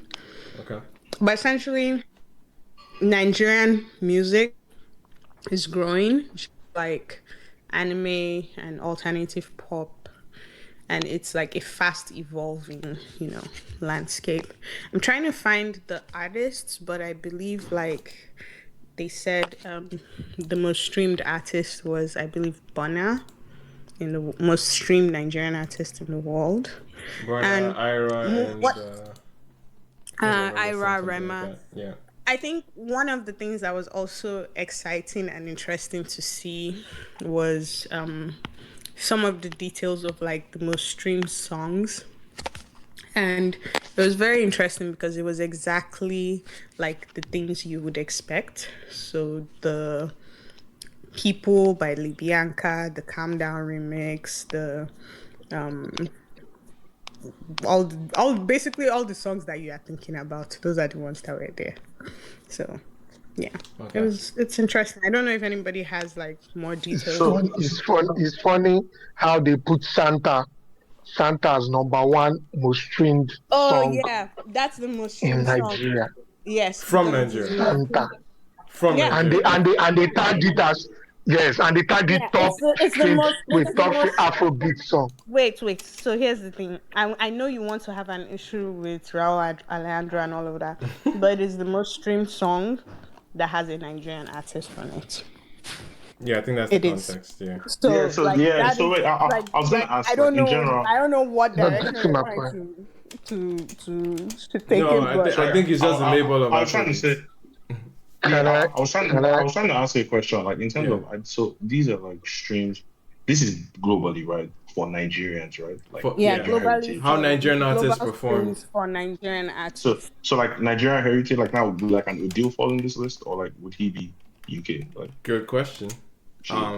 But I have no idea. But it's a very good question. It's a good question, but I think in a lot of sense, like I think Odile is a British citizen and probably reports everything is linked back. Probably with his label as well. Yeah, with his label. I'm sure everything is registered and linked back to the UK. Yeah, so maybe. I think that's part of it. Is that what they're tracking is also specific to the Nigerian labels, right? Like companies they know. I would imagine.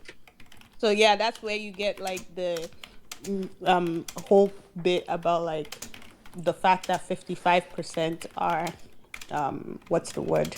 Independent labels and artists. Yeah, I think what's more interesting about this. This where I have an issue, and you guys will not let me speak. Yeah, go ahead. This is where I have an issue with the thing. They said top streamed Afrobeat song. They put Santa. They put We Pray. They put what's it called? Molly, Shake It to the Max remix. And then Calm Down and Libyanka. Out of most of those songs, Santa is obviously reggaeton. It's not Afrobeat. Even though it has an Afrobeat artist featured. So I'm wondering, how is that top Afrobeat song? You've answered it. No. This is a question. How is that top Afrobeat song? Wait. Relax. I want chop person head now. I go say I answered the question because I thought say Afrobeat artists they featured on now. That's their criteria. That's what they defined it as now. That's their decision. That's what they're using. How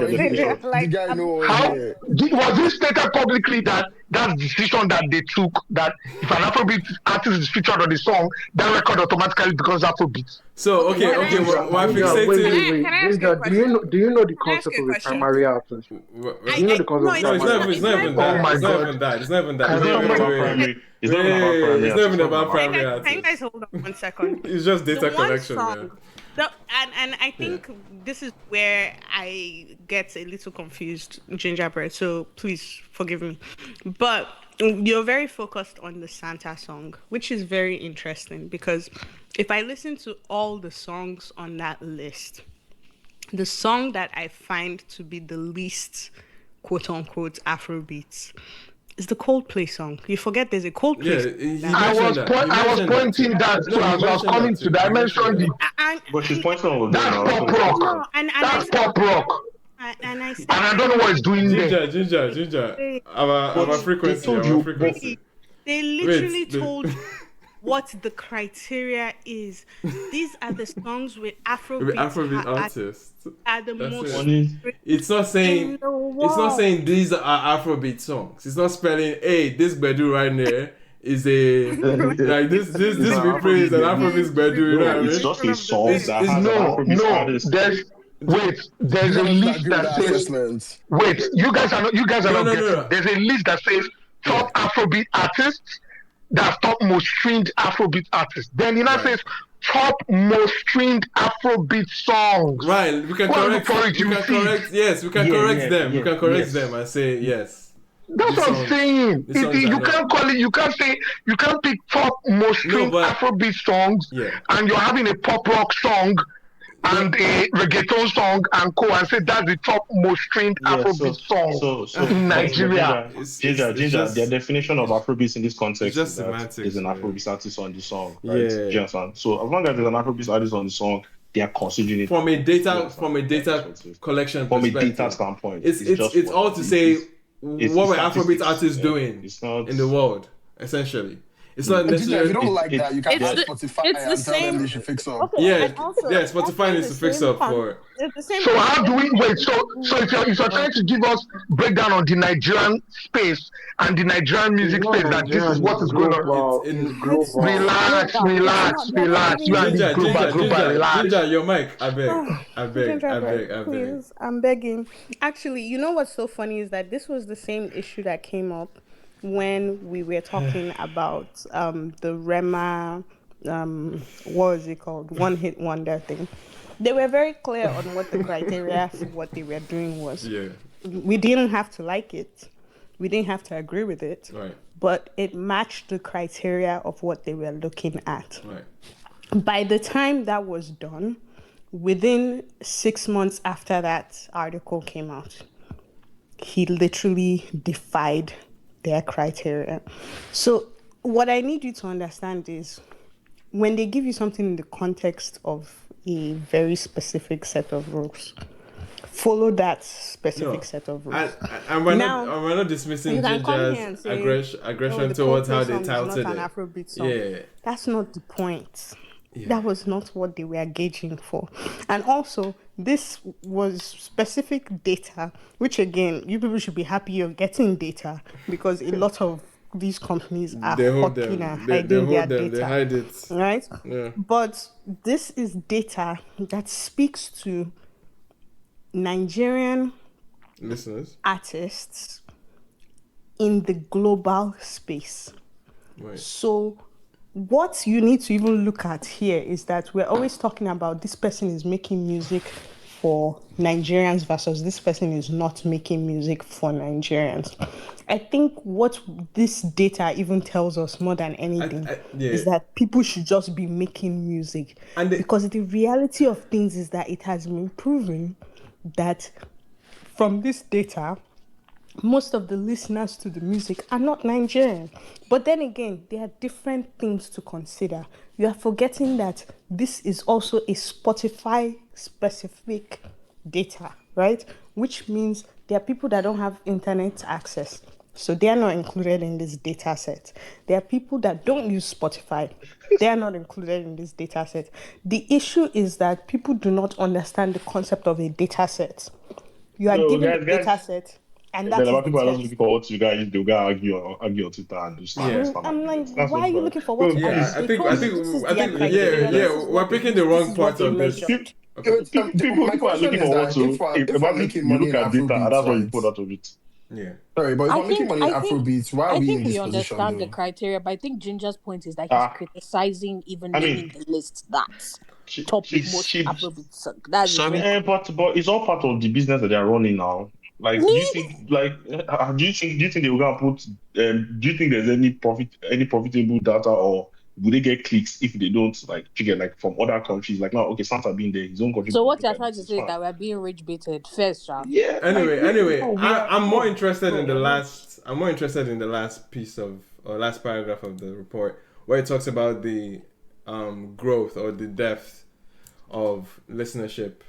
The breadth of listening culture in Nigeria over the last 5 years. Yeah, Nigerians are not listening to Afrobeats. According to Yeah, this, so Nigerians are listening to alternative pop. Nigerians are listening to emo. Nigerians are listening to anime. Nigerians are listening to drill, and they're listening to urban pop. It's Sorry. it's a growth of other things. Wait, Belema, the way you've angled that was Is it the interesting. payment? Yeah, So, Belema so, kind so of killed yeah. Afrobeats there. So Yeah, they are literally the way you telling angled that, like Belema. it's not Sorry. please English. It is not that they are not listening to Afrobeats. It is that these are the highest growing But genres it sounded like you that Nigerians are listening to. Thank Yes, you for they are listening to clarifying. Afrobeats, Yeah. but emo music is having a huge audience growth in Nigeria, and anime music is having a huge audience growth in Right. What Nigeria. the hell is anime music? No Even the emo music, can someone Oh, point out Nasago. something? Fad, Oh, please okay, don't okay, do okay. that. That is not anime And those music. guys don't understand That's That's good. not It's not anime. anime music. Let's Guys, fucking I'm relax, bro. begging. Come on, please. Atagul is the breath of That's Atagul. Fad, that Atagul is No. not. They're speaking to Spotify users in Nigeria listening to other things. They're saying that Nigerian listener base is expanding. Only listening to Afrobeats. Yes. These are the things that in the past 5 years Yes. they've been listening to a lot more. Yes. So in reality, a lot of Nigerian Spotify users are now listening to emo music. Okay, guys. To be honest, all I hear when Okay, go Is ahead. it Nigerian paying? Is it Nigerian paying audience or just Nigerian? Like everybody listening to Spotify? I guess They just said Nigerian Spotify users. audience. It's obviously They just haven't specified maybe a that they significant separated. percentage or not. It doesn't say specify whether if they paying or separated if they are freemium. paid or not paid. Nice. But the data there, what is? I think the more interesting part of it is that the Nigerian music audience is diverse in taste, as opposed to like niches and all that. Exactly, niches and all that, and niche just want to communities know and what all that anime building up. music But I would is. like to know what the sounds actually are because Iman, I I obviously sent know you Nigerian sounds. the DM. Check your DM. If But I I want to only ask, like, if I go on Pepe, Spotify the and only thing I can describe as anime music is when you watch an anime, there's the it's the opening music like from theme anime. No, song. that's what I'm saying. Like, except if Yeah. that's the fact they're calling That's it what they are anime talking music is about. hilarious. Yeah, but yeah, we I have get anime how just opening song. writing anime can be vague. Okay, Like so writing here's the anime Yeah, is anime just music vague. is very Yeah. okay. okay. But Can I we love a good anime can I opening settle and this? closing. Can I settle this? If you It's have not Atagul. hold on, No, it's not no, Astaghfirullah. please, it's not Atsagul. I've already said this. If you have Spotify, you can go on Spotify and search for anime genre, and literally it will pop up. And what it does is that there are songs from Pokemon, from Demon Slayer, from Attack on Titan, all your favorite animes. They have albums. opening and K-pop Demon They have Hunters full-blown actually songs. because anime culture is big in Nigeria. Like Yes, very big in exactly, Nigeria. exactly. So that So, point. Yeah. Naruto, all those anime that you are watching, they also have I'm just proud to know that Nigerians are engaging in this in anime music, man. Wow. But there's like you anime saying con or what What's something the is that special people about literally anime music and cosplay to go for. I don't get Like their people Now, parties because are All right. Beautiful stuff, man. Beautiful stuff, ladies and gentlemen. We have heard that we've listened to everything under the sun, so I think Ima, you don't like anime. Emmanuel, we're good. hold on. We need to move Emmanuel, I on actually to want new find music out and something. crayon. you're not okay? into Naruto? Emmanuel, I want to Yeah. ask a question real fast. Yeah. I want to know what everybody's most surprising Niche. reveal was on this list of like that Spotify dropped. Nothing is surprising. For me, yeah, but for me, what was surprising to me was that Nigerians do listen to a lot of emo music, which is very funny considering the fact that you people think black is demonic and that wearing eyeliner and being goth is satanic. So, congratulations to everybody, bro. I'm there's not a surprised particular at that. type I of can't even lie. Nigerians that would be listening to that, bro. It's not Anyway, your regular congratulations Yeah, I to think- everybody involved. We need to move on. We have so much new music, and if we have a topic prior to that, before getting to new music, I love every anime listener. Sweet, I beg. No, it's not about Did you that. say new music, no sweet? Fine, we will talk about how it's not sweet. We have last week we were trying not to have a Maven conversation, but a Maven conversation fell on our laps this morning, or at least late yesterday. It don't happen today. It don't happen. Crayon dropped a new single, and to surprise everybody, or at least this is the first official single outside of Maven contract. He has released under his latest label by himself. It's called Oludum, or I don't even know how you say it. Olodum Entertainment. But anyway, he has established his own. Someone said the short form of Olodumare. Oh, okay. Anyway, I don't know if it's true. Please, right, just right. said it. But yes, he has established a certain. Really call it. He called it Olodo Entertainment. Anyway, Sha.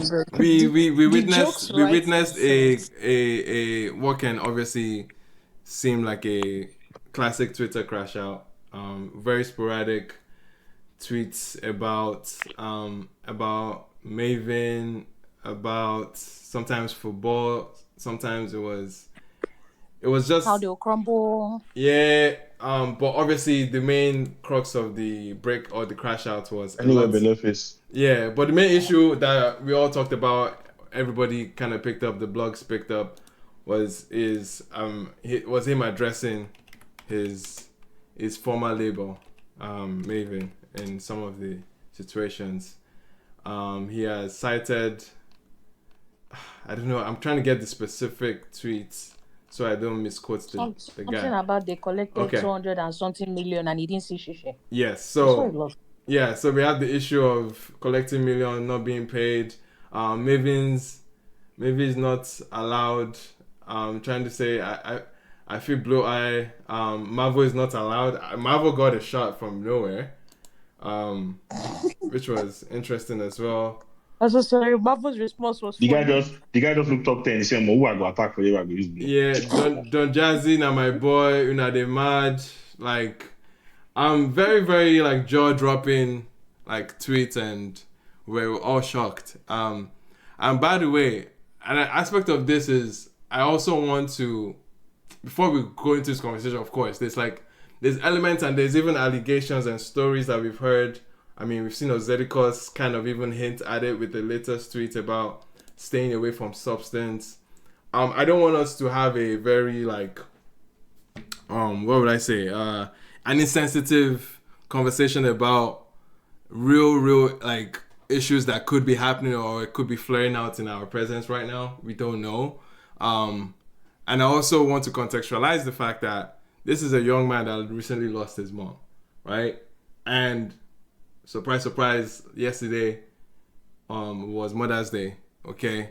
And if there is anything that would remind somebody of their grief or trigger something about their grief, it would be moments like a Mother's Day situation. And speaking of someone that has walked through the same shoes very recently, Mother's Day is never easy. It's not going to be easy for anyone that has lost their parent, has lost their mother in that sense. So I also want to add that as a context of that, because you don't know what support he's getting with his grief right now. You don't know who's in his corner. You don't know who's actually helping him process this well. So let's put that asterisk and put that in mind as well as we approach the conversation, because I know if left to me alone, I myself, I feel real mad, in a lot of ways. You guys will see sides of me that obviously it can feel very strange even to myself. But regardless, I think we can approach the conversation with some extra sense of sensitivity around his mental health, because there's real and evident things that could be happening to him here. And obviously we've heard the issue of substances being in the mix of all of that. So it just feels like a cocktail or recipe of so many things mentally that could be happening right now. There's the anxiety of, I just stepped out of my label. I'm left to the real world of this industry now. I have to tackle this thing headstrong by myself. How am I going to navigate it? What am I going to do? There's clear, the world is just open to him now, and there's so many things mixing up in his thoughts and his mind. So let's add all of that to context, because I in sitting upon his crash out and contextualizing so much that is happening around this guy, it becomes clearer what's happening, and I have a definite soft spot for what he's going through right now. So let's put that in mind. Let's put that in mind as we open the conversation. But there's a Maven conversation. Do you want to be had? Yeah, there's a Maven conversation here. I think there's a Maven conversation here to be had, right? So he will still be Is there actually My hand is up. I'm more interested in the Maven conversation because obviously. But that's what I'm saying. What is there actually a moving conversation to be had? I mean, he's lashing out to Don Jazzy, right? Feels like where's that coming from, right? Yeah. Exactly, we don't know why. I know. He was so vague. Like we didn't know what he was talking about. I know. Exactly. And of course, there's been a lot of misinformation spreading, and I want us to obviously use the opportunity to course correct some of the Banger Boy tweets that we've been seeing, because I really want to really like that's really what gingered me with this conversation is not necessarily about Crayon specifically, but it's the fact that the reaction to it has been, I mean, it's just come out of nowhere that he's all of a sudden a writer in lots of Rema songs, and he wasn't credited. They say that Rema stole all his songs. That they only signed him. That they only signed him to suppress him, and that suppress competition for the rest, or outright all insane. Your Rema songs apparently were written by Crayon. I just want to be able to bring that conversation forward in order to at least address the dangers of it. Too? No, I'm saying just to clarify those things. There's something to see. Let's clarify those things to clarify, because people are running around with narratives around and people are sticking to them. Right, just tweets are having. But I think there's something that there needs to be said on this, right? Yeah. I think because of Banger Boy culture and how much Elon brings this thing, there are a lot of tweets that you guys have to see and know that these guys are just fishing for engagement. They are not involved in music. They know nothing about these things. They just want to get that extra 100K views just so that they can get $20 at the end of the month. So that context, because you don't look at anybody who is a major player in the industry or anybody who's even slightly reputable having these conversations. Yeah, for sure. Just to see that. And again, the conversation is just to correct it. And I think, I'm sure many people would, obviously, like Chibi just did right now, right? But yeah, Ginger, you want to say something? Yes. First off, I'd like to start by saying that condolences and every other thing he must have been going through or it had gone through and stuff. That's one. Yeah. Because you said context, you're adding context. Yes, so we can give him grace for that. But here's my take. Mm-hmm. Artists are funny. Artists are very funny. Yeah. When the going is going good and going well, we're driving the GLEs, we're living in the big house. Mm-hmm. There's no problem. No, Don Jazzy is my father. This person is we're all good. Everything is love and sweet. This person is my family, yada, yada, yada. And when it gets to severed ties, it becomes, you did me this, you did me that. He even alluded to the fact that they took his mom from him. I'm like, I don't know. Then there's a whole lot of things that he tweeted. But let me just go into context by saying that majority of artists like to constantly have this idea that in any situation they are the victim. Always. They are never accountable for whatever part they play in whatever thing they had to do. They are always the victim. That's one. Two. And this is not me trying to solely defend a label or defend labels or whatever. Right. But labels are business entities. So when you go or you're signed to a business entity, you expect that business are done one way or the other. Just like you're working for a business, they can wake up and fire you. You get stuff like that. So it's business. You should have that at the back of your mind. That's one.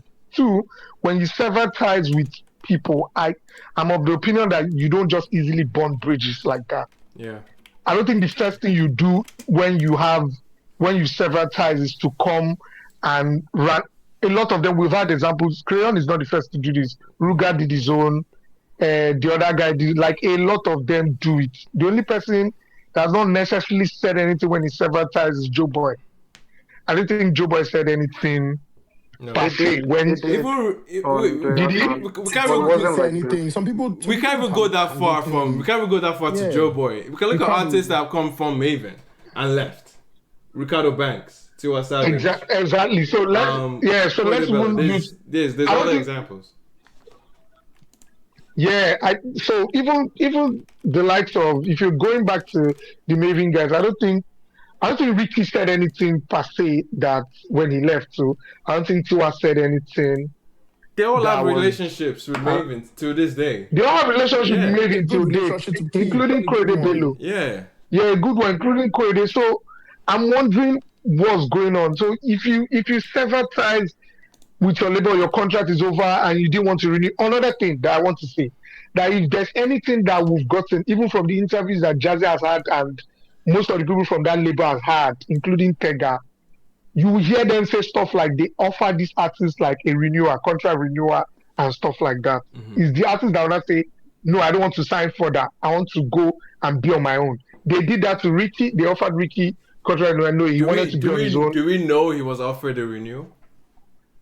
No, he said it. Go and look for the interview. I can even look for the interview and send it to you via DM. Oh, that Crayon was offered a renewal.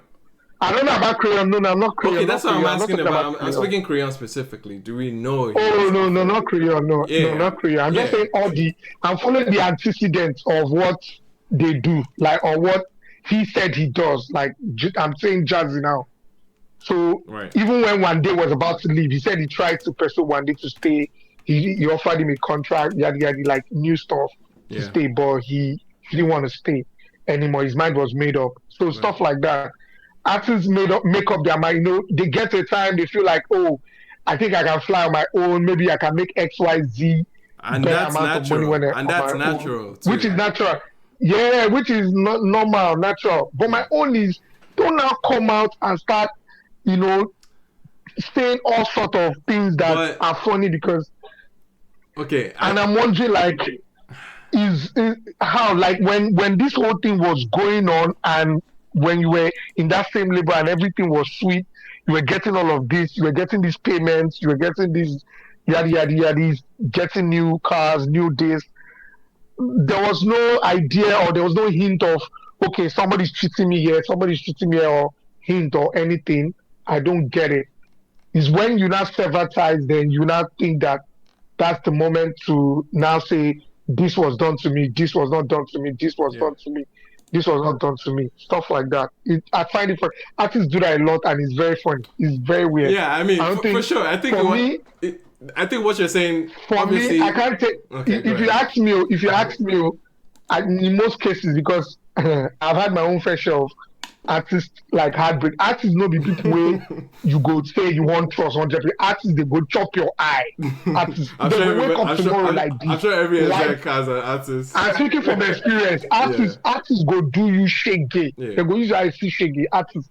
So leave all those tantrums and whatnot. I get that he must have gone through stuff, no doubt. Me too, I don't go through stuff. I don't lose people well, and it doesn't still give you the room. It doesn't still give you the room to, Do you think that there's any chance that he was like that he was actually wrong, and there's some wrong? That's I think him while he was in the label, and I'm not. No, there's a chance. No, I'm not saying there isn't a chance. There might be, obviously there might be chances where he feels that he's wrong and they would have wronged him too.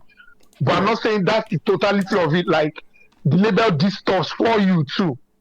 And they held your back when things were not going right for you. You mentioned it. They held your back. They didn't drop you. They would have had all the chances to drop you when you didn't pop off. They would have dropped you. It's easy for them to have done that, but they didn't do that too. So if you've had where they wronged you, they've had where they've done right by you too.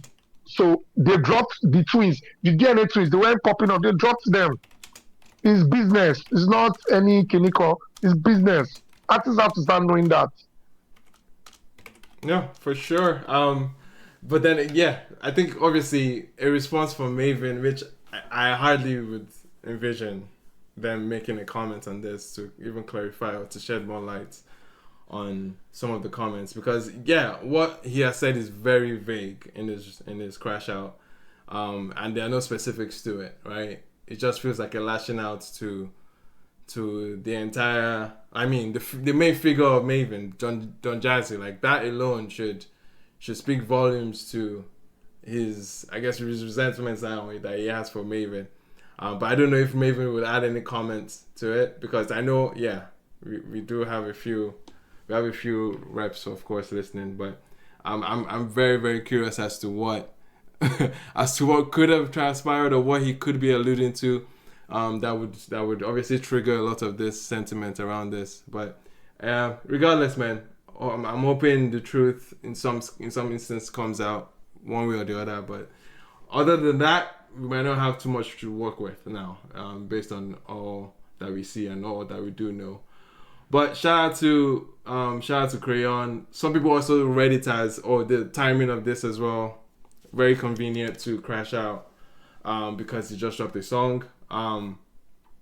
But do we want to talk about the music right now, in order to transition to the music? The record called Bami, by Crayon. Has anyone heard it? What are your thoughts? What are the feelings towards the record? Zedekos produced. How are we feeling? Singing in Yoruba. Hello, man. Let me get a few. Have we done this conversation? Yeah, we are. I'm asking about singing in Yoruba.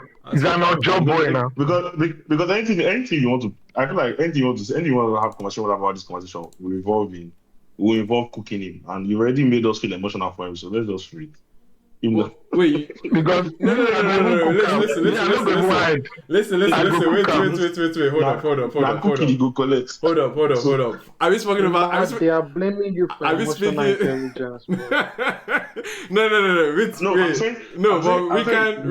We can separate those things, because I know if we're speaking about the crash out, of course, like there'll be instances of crossing over or ignoring his mental state from that conversation. I think people will easily make that. But if it's about the music that has probably been made for months or weeks ago, or just in general, because we talk about music every time, I think we can separate those two things and be able to isolate about the music itself, like how we felt about the music, not necessarily about the like the song. I'm speaking music. Can I about the music. Yeah, wait. Sorry, Nivy. Which part of the conversation do you want to enter?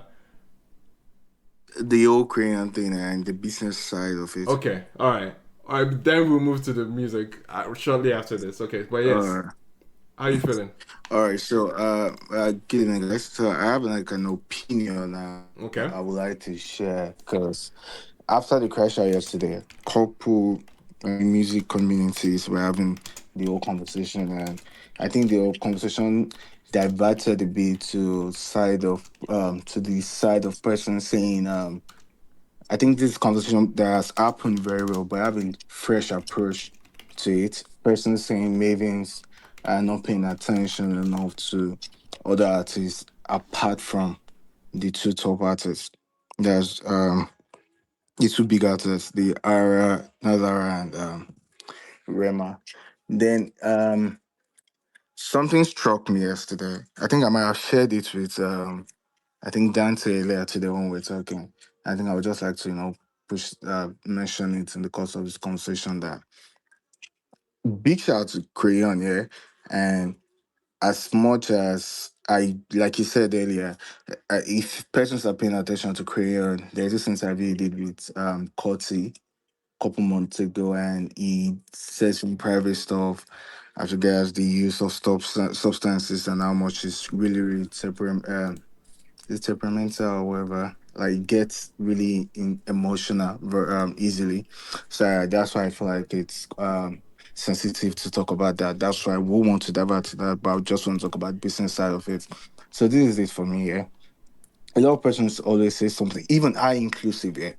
We always say something about how Maven have been finding out to recreate what they've been able to achieve with Arista and Rema, and we want to blame them sort of for that. But then I see it in another dimension yesterday during the crash out. And when people, that's the TL Banga boy saying he wrote this for Rema, yada yada, trying to like make Banga tweet off it. I said something like in a group that I will not see from this dimension that Maven has been, not even trying to, Maven has seen music as, or the music business as procuring service to couple markets, and it's not just one target audience. It's not just one market they are targeting, in the sense that Rema is an A-list artist. Arasta is an A-list artist to an extent. Then they have B-list artists. Let's say Crayon before he left, Magix, and a couple other guys. Then they have C-list artists like Boy Spice, the two new guys that they signed. I think they could easily be called C-list or let's say D-list. Now, this is it. If persons are trying to, let's say there's a campus store and around Southwest, and let's say a brand like Nine Mobile want to do campus store around Southwest, and their budget is, let's say, 100 million naira for artists. Definitely, I do not think that could work with Arista and Rema. Maven, it might not be intentional, but they've been able to build a structure that, oh, you have 100 million naira, you cannot achieve this with Rema and Arista, but we have a B-list artist that we can give you with this particular amount. And it's not just on the on that alone, even endorsement days, even features. Okay, I want to feature Rema. Oh bro, your money's not enough for Rema, but we have B-list artists. What I'm saying in essence is that it might not be intentional, unintentionally, and I think persons in that company might have realized that they are creating market for any sort of person that you have the money. That as long as you have the money, we have artists that your money can achieve wherever it is. Do you get what I'm trying to say?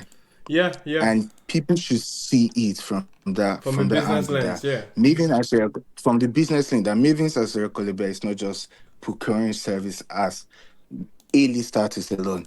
They are procuring service for. We have B-list artists, we have C-list artists. Now they're not. I'm not saying they're now signing artists that okay, you will be a C-list artist. We won't push you more than this, or we won't. We only push you to be a C-list or B-list artist. But they have been able to understand that everybody cannot be Rema, everybody cannot be a star, and we cannot just have procure services for persons that have the money of Rema and Arista. We should be able to have artists that persons with this budget should can get their service, if you get what I mean. And I feel like people are not seeing it from that angle that they want a B-list artist, they want a C-list artist, they want a D-list artist. They are trying to get their artists into the underground conversation. That's LST. And they are doing that very well. People are not seeing from that It's angle. interesting. And I've been It's interesting that people. Yeah, continue, Taj. Sorry, I just want to say it's interesting that people have smoke for Maven when they have the two faces of the next generation. Do people think that like happens like do people think that you create that like every day? Like I'm trying to understand. Touch, Like you have Rema they Naira. expected everybody that is signed to Mavis to They, keep up with them they, and that's Naira. they expect everybody. They expect everybody Maven sign to be a very, very big artist. And I hate, but they've forgotten that. Yeah. No, and they've forgotten that. Sorry, go ahead. Everybody cannot be the big artist, and Mavens, we as a company, as a service provider through music, they are providing whatever your budget is. We have someone in our label that we can get the work done with the artist. That's why I just realized. And just to add, I think even beyond what they can provide, the market and the consumers will not allow for every single label person on their label to be an IRA, to be a Rema. If we really think about it, only a very small percentage of people are like the biggest artists. Like you cannot imagine going to like a big outside label, Universal, and be expecting that every single person who is signed under them needs to be a Drake or who else is signed on. Like it's not possible. Drake is Drake, and everybody else who is there is signed to them, but they are not Drakes. So like I don't even know that one. And just to add, that one is just people being obtuse. But I also understand that artists are sensitive about their shit, of course, and the way they view themselves is very different from the way I guess maybe people on the business side or on the consumers view them. Yeah. To an artist, he is the best thing since sliced bread. There's nothing you want to tell him. And I'm not speaking to just Crayon. To me, I think that, and to be an artist on some level, you do need to be that level of like, I You don't need want to that say mindset. delusional, but you need to Delusion believe in is the word. yourself. Yeah, and Huh? delusion is a word. You Yeah, need, yeah, I but don't like, boy, it's damn near delusional. Like, you literally have to move and behave and treat yourself as though you are quite literally the best thing since sliced bread. And I can understand being like, if Crayon is truthfully, what's the word, he feels some type of way about how his music and how he was how he was handled. handled. If he feels, yeah, like that's what's it called, that's understandable. Like that, he wouldn't be the first. Like, people feel how they feel about how their music and they themselves as artists were handled, and like, you cannot come and tell him that his experience is not his experience. You get? For sure. But Yeah, but And just even but to add to it, sorry. as Just to much add, as I want to, to the conversation. I know we're still fixating on the business part, but I think on Crayon's end, I think success is so subjective, and in some instances, it's just a comparison game that is leading a lot of people astray in terms of narratives. People are looking at Crayon's campaign with Maven as an outright failure, which I don't even believe that's the case. Looking yeah, like, back, I don't same even know here. Crayon I'm feels not that even looking way. seeing back, it I as a like failure. looking at the successes we had with So Fine, Ijola Balaba, Ngozi. I mean, he even carried on one of their more recent ensemble hits, like Overload. Like, he was the main focus and drive of that song. He was hitting up high schools, the pandemonium he was causing. I was causing in little high schools and all those things. And I'm like, there's star power here. There's successes here you can point to. There's just a matter of how you can drive and build on that leverage. And I hate that the optics now, or at least the general like oversimplification of his run now, it's just looked at as, oh, because he's not a Rema, therefore it's an outright like success. So it's not an IRA, so it's not a success of a It's a downright campaign. failure. Yeah. And I'm just like, it's just unfortunate because he can literally come up as a winner from this. He can basically look himself as a winner if he wants to, See, if he chooses to. In should that I tell you run, what I noticed? Should I tell you what I in that noticed run, though? wait, in that run, he was fully booked. Like, Yeah, yeah, everywhere you turn to, including Elumelu booking him for the party that used to be in Ginger, December. God bless Everything, yeah, you. like, he He was just booked yeah, everywhere. yeah. He He he was was, just he booked buttressed was. everywhere. on So he there was achieved the nothing like market Yeah, yeah, he achieved the market Maven wants him to. That's why I just think he's a Mhm. success. And one thing is this, do you know I noticed something today, guys? yeah. I think I shared it somewhere.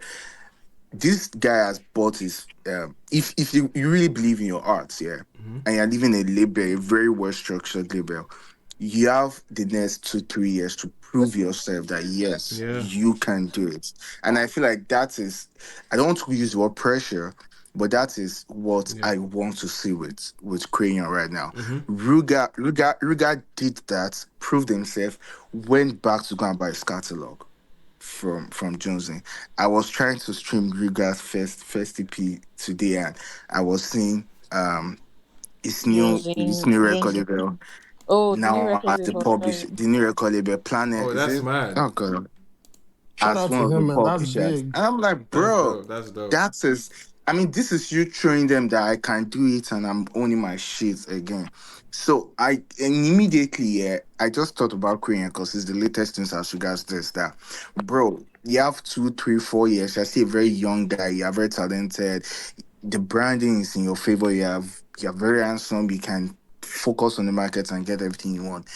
You can do it if you want to do it. So just don't make this about Maven. I don't even. Yeah, Yeah, you said we shouldn't talk about it. I don't even see reasons why you should be talking about Maven when you just released a song and you're not yeah, even talking about yeah, the song. yeah. You're not releasing For music sure, about the for song. sure, So for sure. I mean, on that note, we can definitely pivot to the music. But obviously, yeah, like I said in the when I was opening the conversation, like it's obviously it's a mental health issue that we're seeing now play out in a lot of ways. Like, and I still want us to continue to have that mental health conversation because I know we can stop here and move on, but it's a conversation that shouldn't stop about our artists, about substance use. I think it's very, very critical in that industry in particular to always sound the alarm of the dangers that are around it and everyone seeking professional help, if they have the means and resources to, please definitely get all the help you can, because it's a crazy world out here, man. And I think we've been blessed with some professionals to be able to help us navigate those things in our head. But overall, man, big ups to Crayon. We're hoping the record actually, because I enjoyed the song, right? I absolutely was having my life. I was getting life out of that record. Just from a musical standpoint, the high life guitar percussion and the percussions as well. Like, it was like Ozedikos, another brilliant moment again. The groove he found on that beat, like, I'm there with the record. But I'm curious how you guys feel about the song overall. Did you guys catch it? Did you, or are we not feeling it? We can have the music conversation now, like the music conversation. Anyone? Why is everyone mute? I like the record. I thought it was fire. Right. I saw the snippet and I already thought, in fact, the way the snippet dropped, I thought, oh, maybe shit again. No announcement, no nothing. You're just about to do your thing. Right. And then, I saw the change of avatar and all that, and whatever came after that. But what I would like to see is how he, like someone said, navigates like the post, like label waters, because it's like having a good record is one thing, but getting the record to like do its thing is another thing. So I want to see how that plays out. Right, for sure. Any other thoughts on this? I don't like the record though. Okay, fair. What didn't you like about it? This is not his. I know. Yes, he obviously like. I like all his previous records for sure. If you check my tweets, you see how much I go crazy for a Crayon release. But to me, this one felt more underwhelming. Okay. The whole Bami stuff is not working. It didn't work. It's not like the usual stuff he makes normally. Kind of different a bit, but like It's not foreign to him. The records, like see the record he had with SARS, the record he had with the foreign producer. What's that guy's name? The guy that is also like a electronic DJ that has a record with SARS and forgotten that guy's name. Skrillex, yes, Skrillex record? Yes. Yeah, the Skrillex record, dope record. The one with SARS alone, dope. Like, he's had insane high momentum when it comes to record, like that you hear from the start and you would feel it. And this one didn't just strike a chord like that to me. Maybe if I give it more listen, Ginger, did you do that before the rant or after the rant? No, I listened before. No, when he dropped it. No, it dropped, on Friday. It dropped on Friday, and then the rant was afterwards. He ranted on Sunday. That way, me, I listen to music like because my YouTube, there's a way my YouTube music works. They give me updates as new records drop. You go give me my YouTube Premium. They give me updates. I go listen. I go press play. Once I'm at work, I just press play, listen. So I listen to it.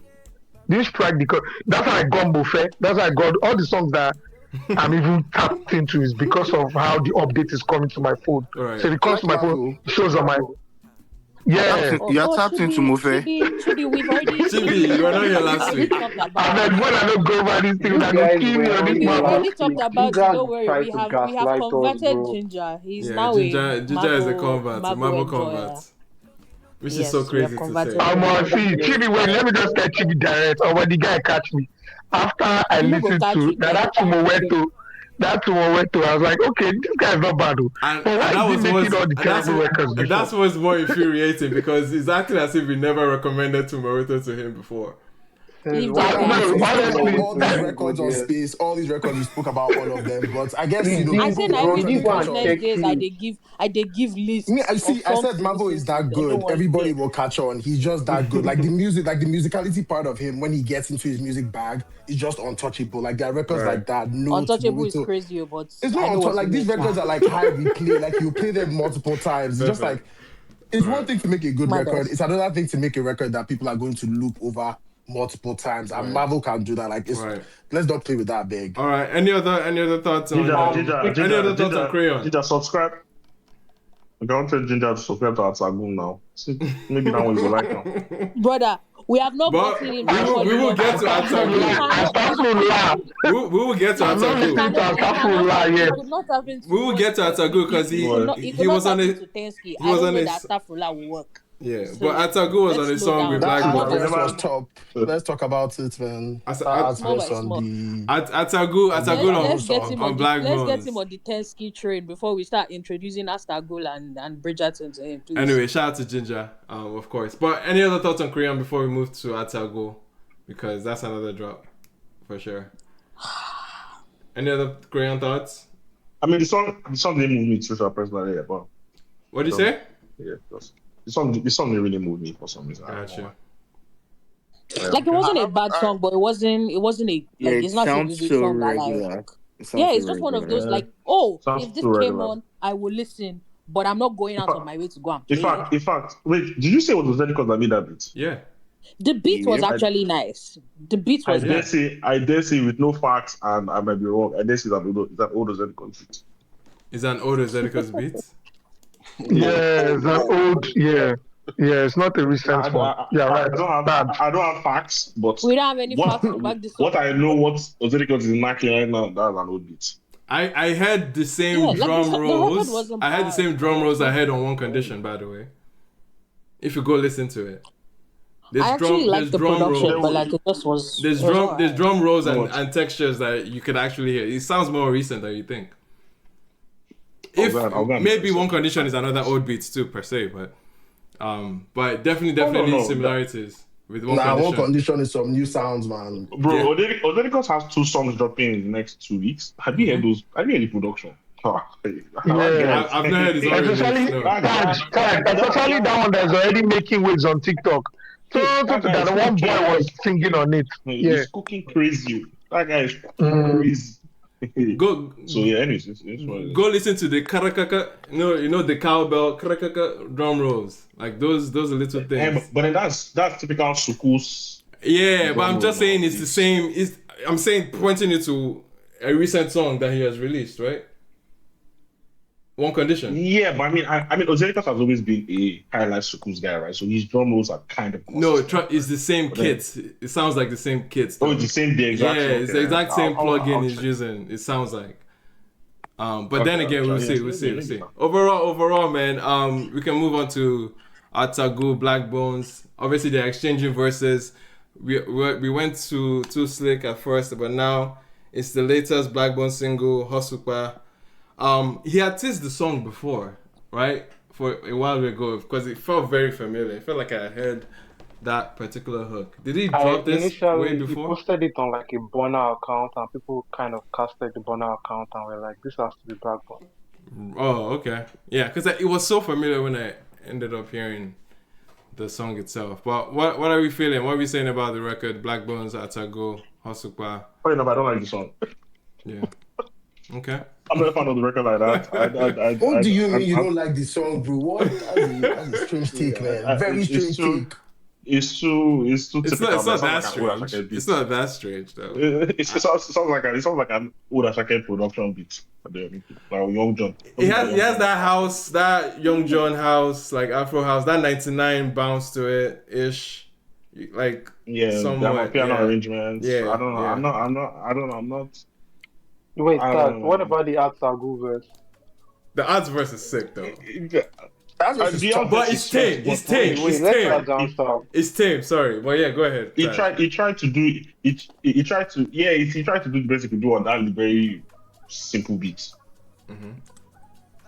Like I don't know. I just feel like as a song, maybe the verse might be cool, but just as a song, I'm not a fan of. I'm not a fan of the hook. I don't like that hook. Right. Yeah, and I don't know. Even Black Gold, it felt like a song you should leak on the burner account and it should stay there. Personally, but I guess they found. I think Black Gold is also the OG. He wants to be his OG back and he wants to hook his niggas on, which is great. I appreciate it. He's looking at a nigga that actually. Yeah, he's putting people on at least. Some people are not. People haven't been familiar to. He's doing better than people that are not doing anything at all. So shout out to him, man. Yeah. But I don't know. As a song, I'm not really a fan. Got you. All right. Any other thoughts on Hosupa before we talk about? Yeah, Dari. Yeah, like I think I had a snippet online. Then I went to listen to it. I like the verses, but I don't really think I'm into like the hook. But I get it. Like, but I really like the verses, like Black Spares, how it starts with The story about um Vector meeting Vector at the bar. yeah, Yeah, saying yeah, Vector told him to come for the cipher, but he didn't yeah. have bar. But he has He bars, but he has didn't have bars, bar. but he But have he bar. knows he Yeah, will get that shot yeah, one way or the other.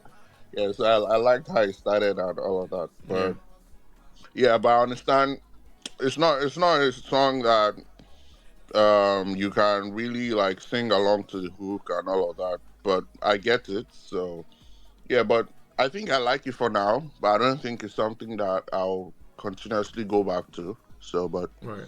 that's Yeah, that. I think it lacks a lot of Wait, novelty. sorry, And Taj. for the introduction of an artist like Art, I felt it needs to be novel. And I don't think It needs to be he did what? that though. I think like a little bit more Novel? novel than that. Yeah. Did you say You say it novel? needs Is to that be what you said? novel. Yes, yes. Oh, can you guys hear Oh, me? okay. Yeah, yeah, yeah. It Yeah, we was just can. tough. Yeah. I'm sorry, I have a Yeah, question. Is he not novel enough? no, it's not. I don't think it is. I think it's very typical, right? Yeah, I mean, I it's think it's such a typical. Yeah. No, mainstream. I yeah, think I it's I understand. I think it's such a understand. Yeah, to take that to bring that extra sauce that Atago kind of offers.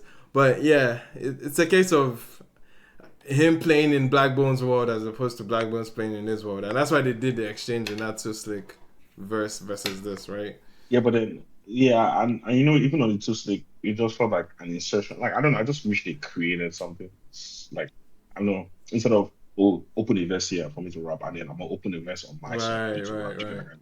Like I wish they created something like because art has something more specific about it. Yep. But this is me being a Can I let me share my thoughts on this song? First of all, I Yes, think it's a please. top song. Like I Okay. really like it, and I feel like as someone who's tried to listen to arts, like I always feel like he sounds very like raw No, and like uncut, right? yeah, it's the Shay Yeah. vibes. So Chance Naham versus like I don't know, like I don't know, Karma. You know what I Please, mean? So please, it's not that level. It's not that level of rock. Please. you know, but no, not that it's the level of same raw, but dynamics of like very crass, very edgy, very like acceptability. Yeah, yeah, maybe like yeah. how I think that's what it is. Yeah. Yeah, but bro, what it's literally saying is why I'm not agreeing with you guys. It's not like Towns now. It's not like Dash for you guys. That is a sonic situation. This is like the word being it's a said. it's the lyric words and it's situation. the energy too. It's also the energies, the flows, the cadence, it's everything. Like the song for me, the reason why I like the song, right? Obviously,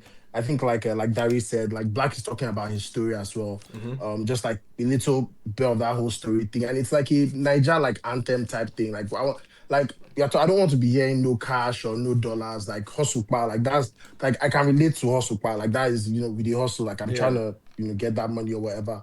Um, and I think arts his verse is cool. Like it's very like the song is very Nigerian to it, but it's still like quality. Like there's just a lot of quality on it. Yeah, top song for me. I thought Is both of is the them did well, Nigerianness especially a surprise? arts. Is the Nigerianness a surprise? Like, isn't that what you would expect from like the Black Bones and Arts?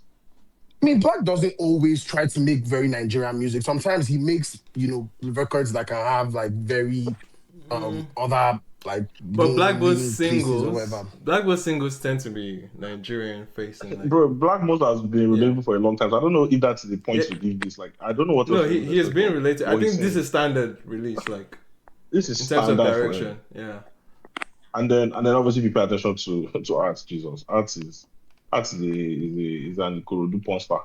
Do you understand? Like, I love when they say now if you afford Olosho. I No, but remember. I think I paint a picture of him now based on that. Like, Yeah, no, I also think the verse. that was the Like, closest. it gives it better. Yeah, that was the closest like we could get to the essence of Atagu. That Olosho line was like, okay, I see I see some What of his that character vibe here. is. Do Huh? you know that meme of like Lois Lane? Is it Lois Lane? No, Louis Griffin. Family Guy. There's a meme of like us sitting at the dining. You know what? Forget this reference. Great song. That's a really great song. Yeah. I like Art's verse actually. Like I did now. I have something from Arts. I guess I can listen it's to. just about to Dante, are you finally convinced about something about Arts? No, I can't be. No, no. Like I don't get it. I'm not saying it's bad. I still don't get it. Right? And anybody might take offense. I don't get it. Did you like Right? the one with Egerton? Wait, his verse wasn't. Wait. Are we saying, even for people that listen to arts normally, are we saying his verse Can was I not good? please, Or guys, let me land. no, I'm trying to understand the sentiment around his verse. Because that's No, I thought you said you everybody liked the likes his verse. verse. Yeah, I said I like the verse. Okay. Oh, okay. Fine. I just wanted to Yeah, and there was understand. a Sorry. pocket there where it almost sounded like when it was rhyming aces, like it sounded like Gunna on the song. Like the flow was like a Gunna flow. So Right. that even like made it a bit smooth. So it just Welcome, brother. Welcome. don't welcome me, Welcome. nigga. Like don't No, I mean, he welcome said me. he said just like this one verse. Doesn't like arts Yeah, yet. The general arts, yeah. I don't get it. Yeah, Yeah, it's not a dislike yeah, thing. I completely You do not don't. You understand. just don't get So it. Yeah. yeah, I don't get. yeah. But Gotcha. another thing I loved about the song was the low end in the mix, bro. It is so beautiful. The low end is so deep. Oh my god! And there's this weird thing. Well, maybe I don't mind because I be All jamming these devils, music but niggas. No one talking about low end. Give me low end no now. guy, guy. The kick. Pay attention to your art and like your left like ears where the kick is like bouncing. Mm-hmm. There's just something going on. And again, might just be only me. My ears might be fucked, but that is just so beautiful. Yeah. I love the end of that song. Anyway, shout out to Black Bones. Started as a gospel Anyways, but rapper. seeing I was seeing the what's the word? I was seeing the mainstream. What's the word now? Mainstreamification Of the of arts underground. of arts, not of arts as well. Okay. We'll see how far that goes. Yeah, Okay. definitely a good Actually, shout chestnut out for to him. because he actually did it for Park Slim as well. I don't know if it's out, but there was a remix for Park Slim's 10 a.m. in Lagos, and I'm like, that's interesting that Park Slim got a. This also, he did it for Wavestar. I think I don't know if they have a song out. Oh, you mean On Black the Bones on his album. featuring Yeah, Black emerging Bones. artists? And Black Bones even went as far as doing it with a South African artist called Brother Cooper. So if you are paying attention to like the Yeah. I underground, saw like people talk the way about we are that. having, yeah, the way we're having UG, South Africa is also having their Yeah, own UG they at the have their same time. own UG. Yeah. Yeah, so Brother Cooper, Internet Girl, and like a bunch of guys are also like Mm-hmm. doing that. So when I saw Black in the start, I was like, all right, this kind of makes sense because it's Yeah, I fast. mean, it's kind of natural too because Black obviously front-facing acts in terms of like rappers, right? And if there is anyone that Guys, should be Emmanuel, endorsing or getting in front of these guys, it has to be Black, right? Sorry. Emmanuel, permit me to. There's one theory I want to run. I don't know if this is space for it. Actually, This you know this what? Maybe is I'll do this is that always the when space people for it. no, I mean like I'll do it when people have maybe left. This is the Because it's a space for crazy it. theory. It's a crazy theory, right? I'm That's still trying right. to piece up the pieces, Mm-hmm. but I'll share it like maybe later on. I don't want to take out of any conversation that you have. Bro, time no The day. time, What's yeah, the right. theory? We're wrapping up in like So 20 I'm minutes. about to draw a crazy parallel, and I'm going to give a caveat that this is only if this whole underground scene becomes something, right? Drake? If it does, huh? Is it Drake? No. Okay. No, I'm thinking. So it's more so the question about Afrobeats declining and resetting, Right. and things like that, right? And I mean, Osaks gave me a little bit of a tip to what made me go on like this thought of this. I don't know if you guys listened to the last two stock podcast. Actually, let me quickly summarize it. I think it's interesting that a lot of in the era where we're kind of tired of like the pop, like the typical pop songs, like singer songs, and even like the Shally Poppy style. I think some people might get a bit tired of it very soon. I think it's interesting to see that this scene might be able to offer a large reset, or this is the 0.0.01 of what could end up being a very ridiculous reset, right? Like I think of like when we go back to like how Afrobeats was very raw and edgy from like the Tony Tetulas and Mm-hmm. back in like 99 and stuff like that, like it felt like okay, these guys had to just thug it out, and then people like LD came and like cleaned it up and Mm-hmm. made it a lot more like polished. I feel like we're still going to get those people to come later on. Like people would be able to Afrobeats this underground scene, and it might end up being where we get our next phase of like our like culture and music, right? So obviously we know Rema has already kind of entered this generation as that guy, that the person that comes after Rema to be the face of what could be the next generation of Afrobeats will be birthed from this scene. But I don't think we've seen the person yet, but I feel like as the scene grows, the sound will become sonically. People will come in, organize it a little bit more. Singers will kick in. People who can a little more dynamic with singing and rapping. And I feel like it parallels with how Afrobeats evolved from like 99 up until them Wiz, right? Yeah. So you had like core rappers, and then you had just core singers who sang R&B and did hip hop. And then people came and started merging both of them together, like splitting it out, and then that's how we kind of got Afrobeats because it was not show. Wiz was a rapper, but he could also sing. You get. Burna was a rapper, but he could also sing. Even MI could do both. Like I feel like we right now, and it's always very interesting that, and I know it was a theory that Dolapo kind of told me today. It's interesting to see that rappers are always the beginning of anything that is birthed in Nigeria when it comes to Afrobeats. They are always the first level of it. Like it's quite interesting because when you think of Rema, you think of Wiz. They were all rappers, right? It's a hip hop like derivative. It's crazy because so it makes sense, and the reason why I'm anchoring it with them rather than anchoring it on someone like a Fola or like a Shade is because they are hip hop, like they are inherently hip hop. Like when you think of art, you think of Waystar, you think of ZaylevelOneThousand, you think of all the other smaller guys in the scene that are not even. There's a name we've been dancing around, with all you've been saying, but there's a name that there's a name that is coming to mind. That I think you disagree with him being in the conversation of the underground. So because Marvel is doing what you're describing about that blend of rapping and singing. I will agree. Yes, I will agree. I will agree, right? Yes, he is. But I think for him, his beats are still heavily mainstream. Just like sonically, he hasn't like formed something. You get like there's a way. Escaladisi had something. Yes, but they lost it. Yeah, like Escaladisi had something. I want to say his beats before the blow up was onto something. His beats before I said post Escaladisi, I would say. And even maybe pre because you can see Tumaweto, like I think it's a proper evolution, even though it's sampling an established quote unquote like palatable Oxlade SDC. It's a bit of a typical sound. Yeah, but he's pulling from it and making something. I think but you can make the argument he lost it with Escaladisi, but now I'm thinking about Mofe now, right? The song, obviously one of his latest records. I mean, it's also. I mean, that's also mainstream production. That's mainstream production.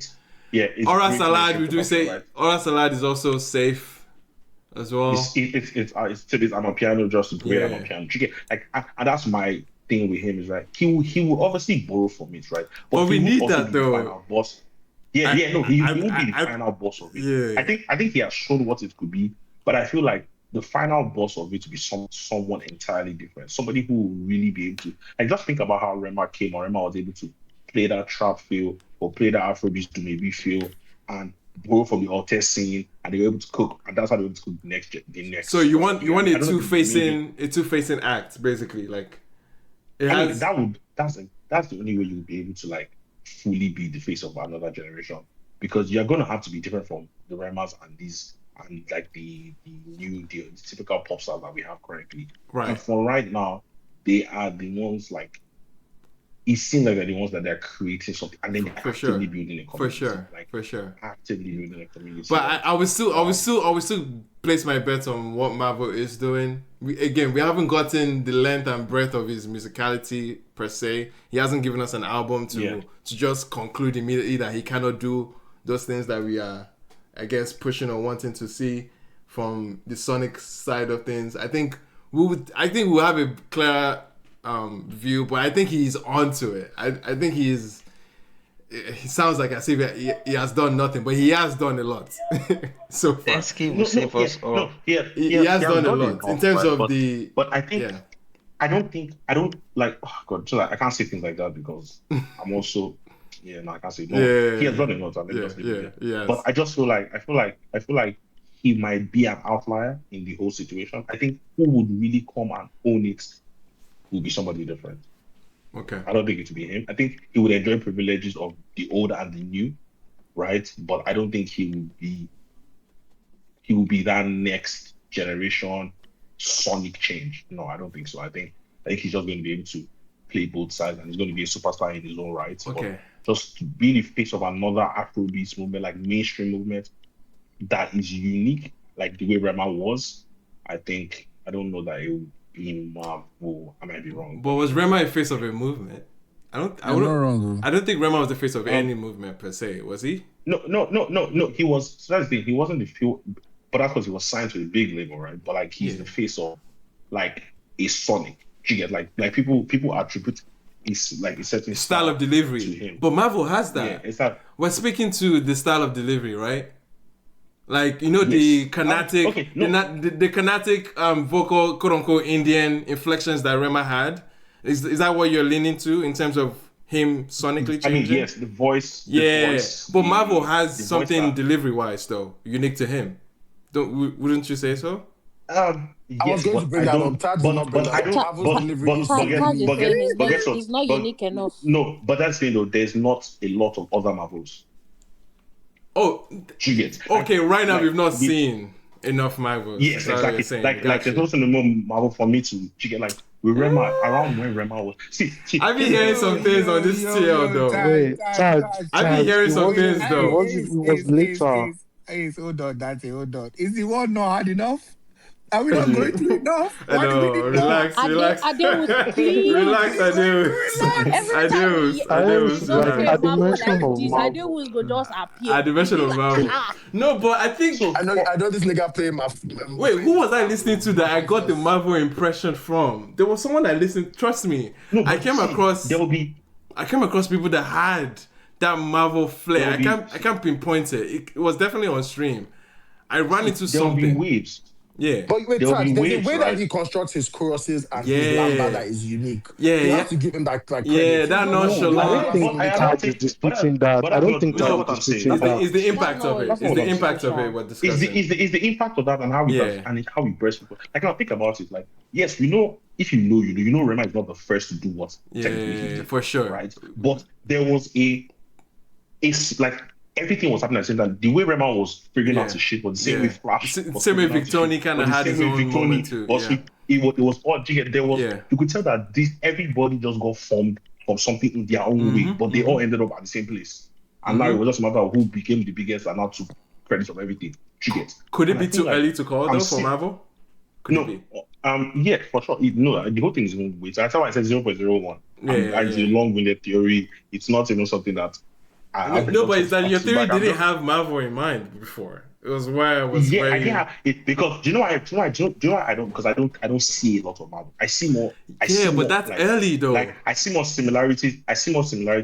In the underground scene with a lot of Zays and talking about Zay. Like obviously Dante might be the one to understand. Like when you think of Zay, you think of One Drag, you think of Pain, you think of S1, you think of Lua, you think of all these guys like okay, maybe like it's like they're a lot more of a unit sonically. There was this guys. Yes, I just remembered. No, Saj, you're right. It was the Zinomili record and Dina, that press arm song that had a very like that Lua, that Zay, that like Cardi synth type of energy. Marvel. Seriously, Marvel is not like. He's not Cardi based. There's 45 artists that like that. Yeah, and then there's one Marvel. Yeah, no, for sure. People like all the Kilo Boo and all those other guys that you put in the okay. Kilo Boo is even more of a singer. But those guys that you but Kilo Boo are no, they have a tape together. But it's not about the scene. Taj, wait, let me say this. I think you need to separate it for this guy. You need to actually separate what you're saying. You need to separate these guys because sonically there are people in this scene in quotes that are not the same thing. And it's easy for Taj to not see. So that I know what I'm saying. So what I'm saying is that okay, let me explain it plain. What I'm trying to say is that I see Zay Zay and the One Drugs and them forming more artists than I see with Marvel forming more artists. Yes. So yes, I agree that there's differences in that space, right? But there's a certain style. But you can't foresee. No, but you can't foresee. You can't foresee what Marvel is doing right now. The presence he has, the impact. You can't foresee people picking it up along the way. I can see people picking up. I can see it in form of like in waves. I don't see it being entrenched in what will now become in the next 10 years Afrobeats. That's what I'm saying. Okay, maybe like, next 10 years is a bit of a stretch. Even Rema doesn't have that. Yeah. I mean, yeah, I'm just saying like what that next Afrobeats look, right? I don't think it will be. I think there will be waves of Marvel, but I don't think it will be. I don't think Afrobeats will absorb Marvel and hold it in and stick with it. There's no template. We don't know that though. Is my point. Yeah, but we're speculating, of course. But I can. That's what I said to you. But I think with what he's having right now, the presence he's having right now, like it's even subtle in a lot of ways. It's subtle. It's not necessarily in the sound, but music is literally a thing because of him. Think about yes. There's the Kana sentiment. You can picture other artists like even Straffiti or Scotty, or in some sense like there's okay, maybe not them. I won't point the parallel to them, but I just foresee the idea of him being one. He has like 4 tracks in the top 10 right now, right? The fact that he has this level of mainstream acceptance that no one in that space has currently. I just foresee that his presence is going to be like it's cooking as we speak right now. Like, I think his impact is cooking as we speak right now. I don't think we will see the effect because we're in the middle of it. I could never have disagreed, but this is not even because of my hate. But what are you guys discussing? You guys don't believe Marvel can impact other artists, is what we're saying. Before you go, I need to make this point. I need to make this point. Taj, listen. I wouldn't write him off, is my point. Oh my God. Anyway, go. Marvel has such an identity that I feel is particular that if you imitate, you're just giving me another Marvel. But can he influence people? Absolutely. I think it can. I don't think wait. I don't think they're gonna come off that way. But the other people you're mentioning have such like a sonic, like almost Bible. Right, that the idea of something they do. It's separate from Marvel. It's more foreseeable than looking at Marvel and saying, "Oh, when is there going to be another Marvel?" I get that, but it doesn't mean it's impossible that somebody can come out from. No, I'm not saying it's possible. Right? I'm only going to bet on them because they have a Sonic Bible, and the Sonic Bible. Because guess what? The truth is that the hip hop that influenced the different generations of Afrobeat is clearly showing the hip hop that influenced the Two Faces and the LD. The hip hop that influenced the Wiz and the Burners, the hip hop that influenced the Rema, the next, even if I'm to draw that parallel, the next phase of Afrobeat is going to be implied by a certain type of hip hop, which is opium. Yeah.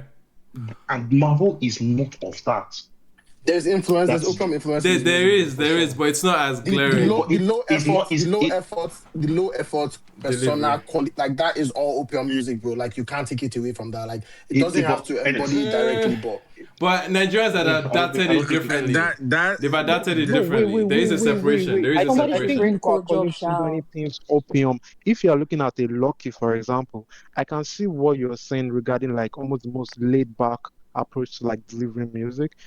But I wouldn't call Lucky opium. There is like a generation of rap artists in America. Even though they are rap, I don't think is mainstream rap. It's still kind of alternative. Monochrome is.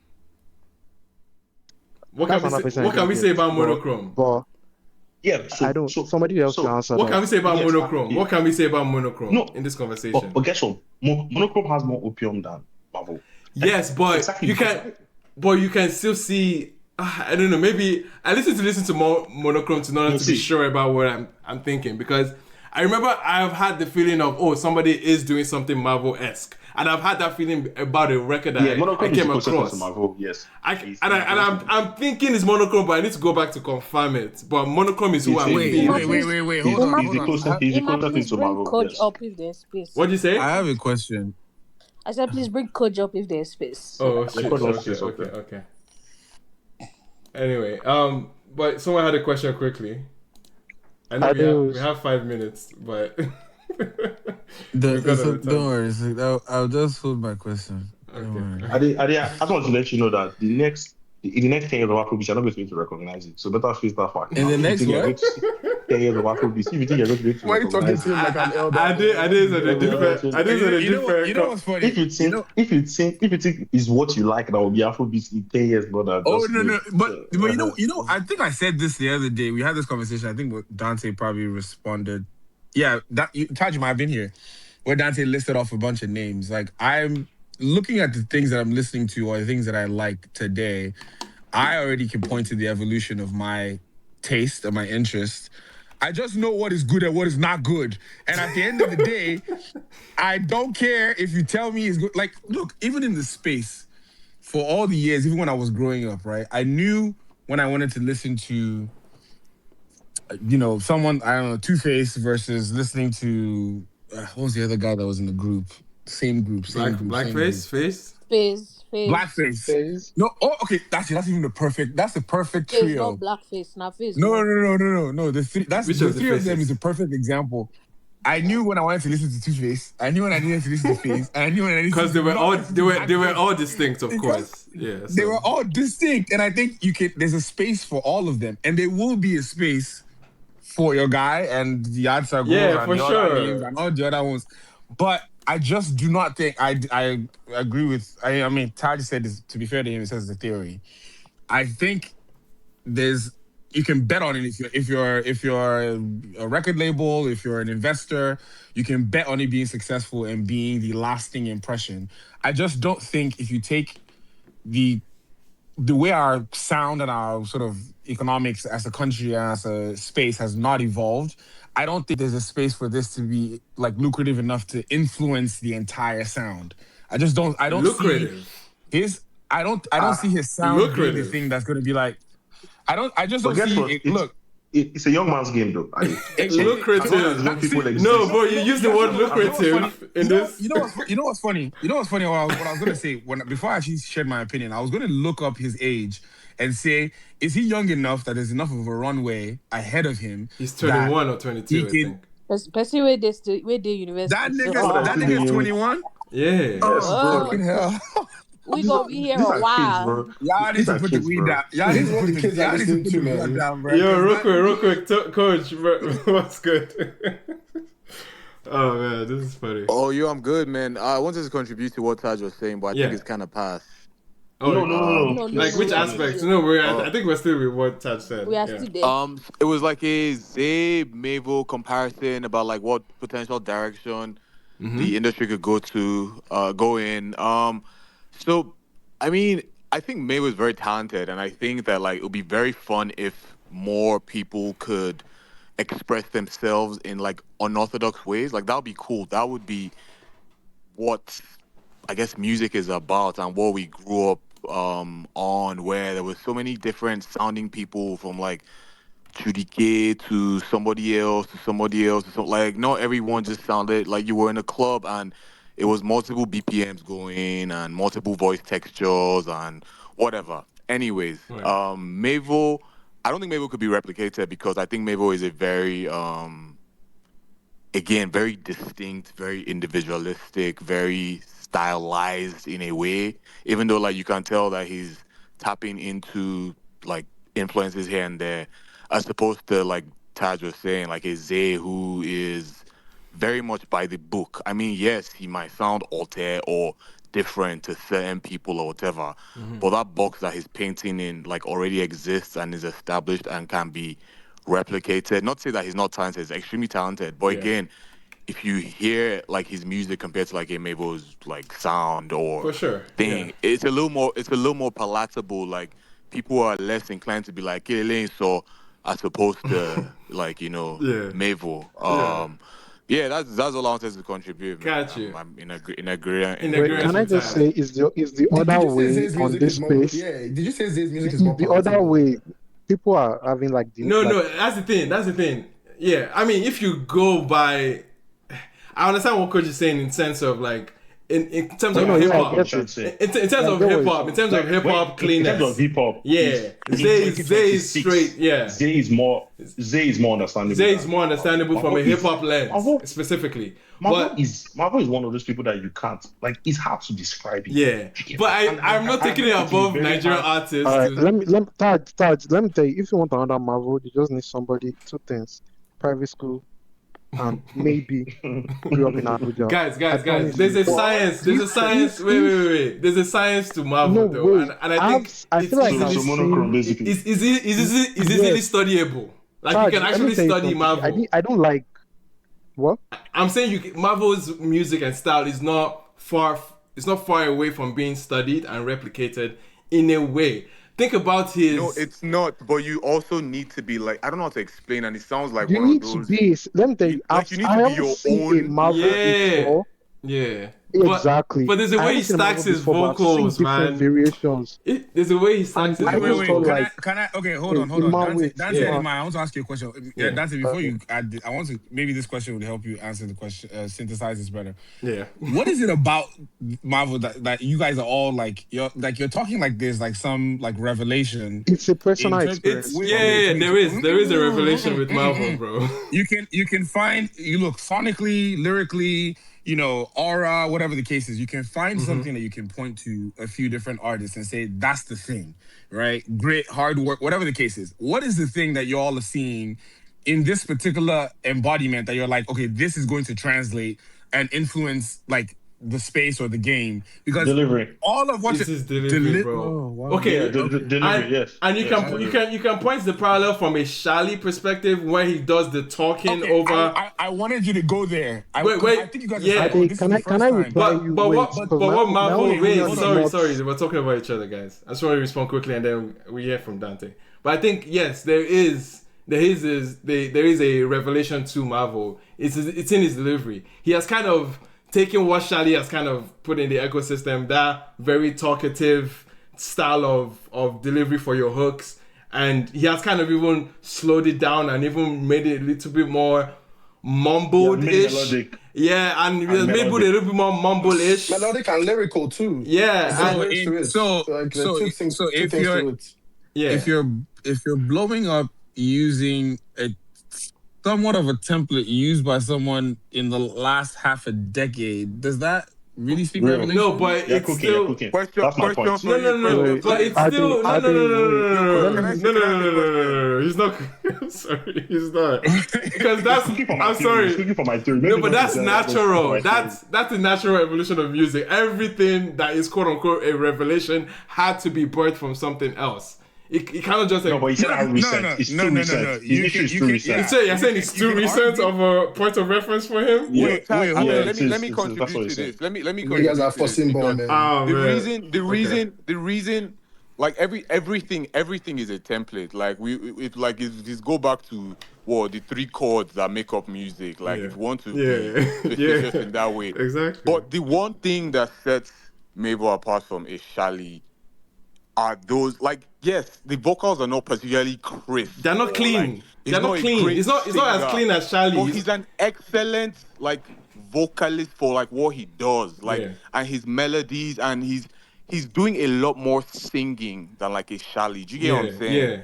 And it sounds better, and again, the delivery. It sounds different. It's a bit of something that exists, but you also get a feel for like who I don't know how to explain for who this guy personality comes out. See, let me come in there. Let that be my own segue, guys. I need to say this. I know this is it's identity.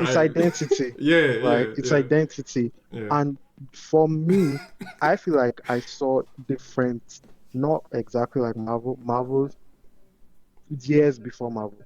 So when I found Marvel's music, and I was like, there were particular people in my life I sent it to. I was like, guys, can you hear this?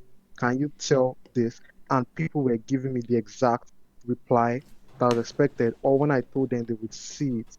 Marvel represents, like, you might be talking about it represents a particular type of Nigerian youngin. And that the ones that go to affair, basically. And if you've met, it's not only affair, it's covenants, It's landmarks, covenant. Yeah, it's what is in uni this. right now. And That's what I usually think I never understand. when those guys come out, usually if even the Babcock as well, they usually conform to whatever. To Like what is popular from their circle. exactly, like a means can come out from there. Yinka Brainy can come out, but Yinka Brainy is going to his alternative stuff. Or a Benson can come out to doing Afrobeats to the world. A Marvel came out and he embodied the identity of what these guys were experiencing. Or what is in uni right now. When you hear them talk, this is not even public, like when you hear them talk, when you hear them like behave, there's this, I keep referring to a song, Drink Up. Marvel was saying very raunchy stuff, but the way it was saying it, I was like, I've seen this in real life before. This is like a conversation between a bunch of private school guys embodied sonically. And in my own head, when I saw the artists from those places, I always thought, what would they look like when they break? But then when I heard a Marvel song, I was like, oh my god, this is it. This is the thing that is let me give you. And when That's a good I was not submission, Dante. surprised. Yeah, that is fitting. Yeah, man.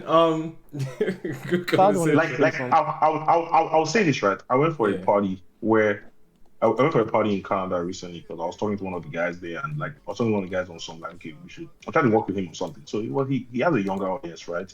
And they've worked with like a lot of people from the underground scene, right? This is a party of 300 people. Everybody there is saying Ifa, Ati. These are all uni boys in Canada.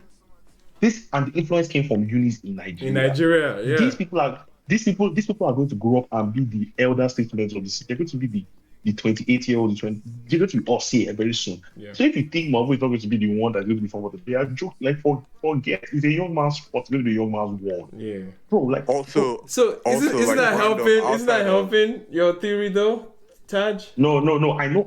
No, not regarding Sonics, regarding the type of people that are engaging in music. Yeah, I'm not saying Marvel is representing a Sonics right now. I'm saying it's representing particular type of people that I don't think enough Nigerians are even getting to acknowledge. It's representing their culture. It's like when certain types of like music has its own culture and the people who come around it.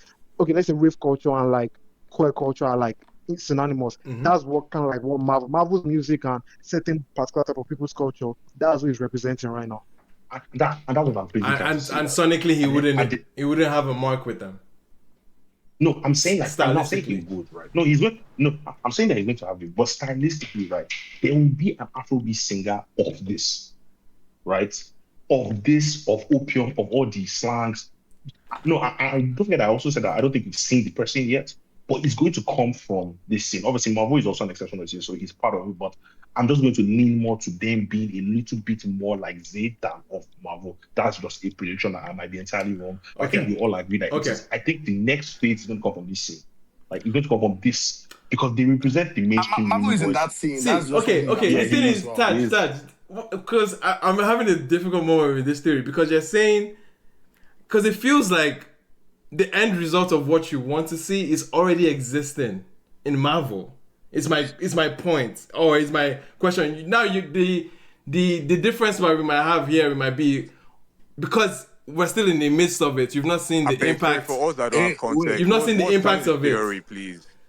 You've not seen the impact. Oh, okay, we have to go back now. Dad, you want to summarize it quickly?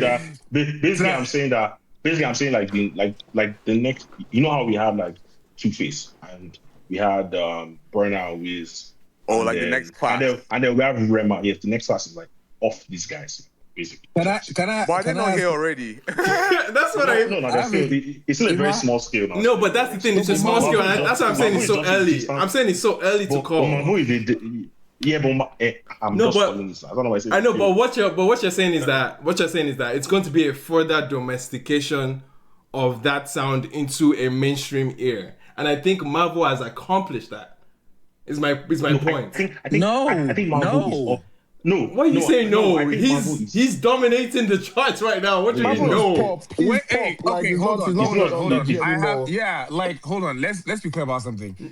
We've talked about the engine that is behind him to start with, right? Are we going to discredit that? Because we're talking the youthful uni scene. Hold on. If we saw the engine benefits of him. That's the point. Wait, what like, engine are we talking about? Like you feed into something. I made this claim. This engine talk, please. Like which Marvel engine? is Which like engine is this? What is the engine? Do you dropping great music? Please. I could never disagree more in my fucking life. Wait. What is he doing that? Even though, that's my point. Hold on. Whoever just asked that question about what's he done that nobody's done before, absolutely just made my point. The only way you can make this claim, to put in for what Ima just said, time, right? The short amount of time, one of the things that you can definitely use effectively, that you can give him credit for and his team, is you can say they have maximized the snowball and the momentum to their benefit. I think every other week I see a snippet. Every other week I see a new song about to drop off. Yeah, we're in the middle of it. If they're using that to maximum effect. Give them credit for that.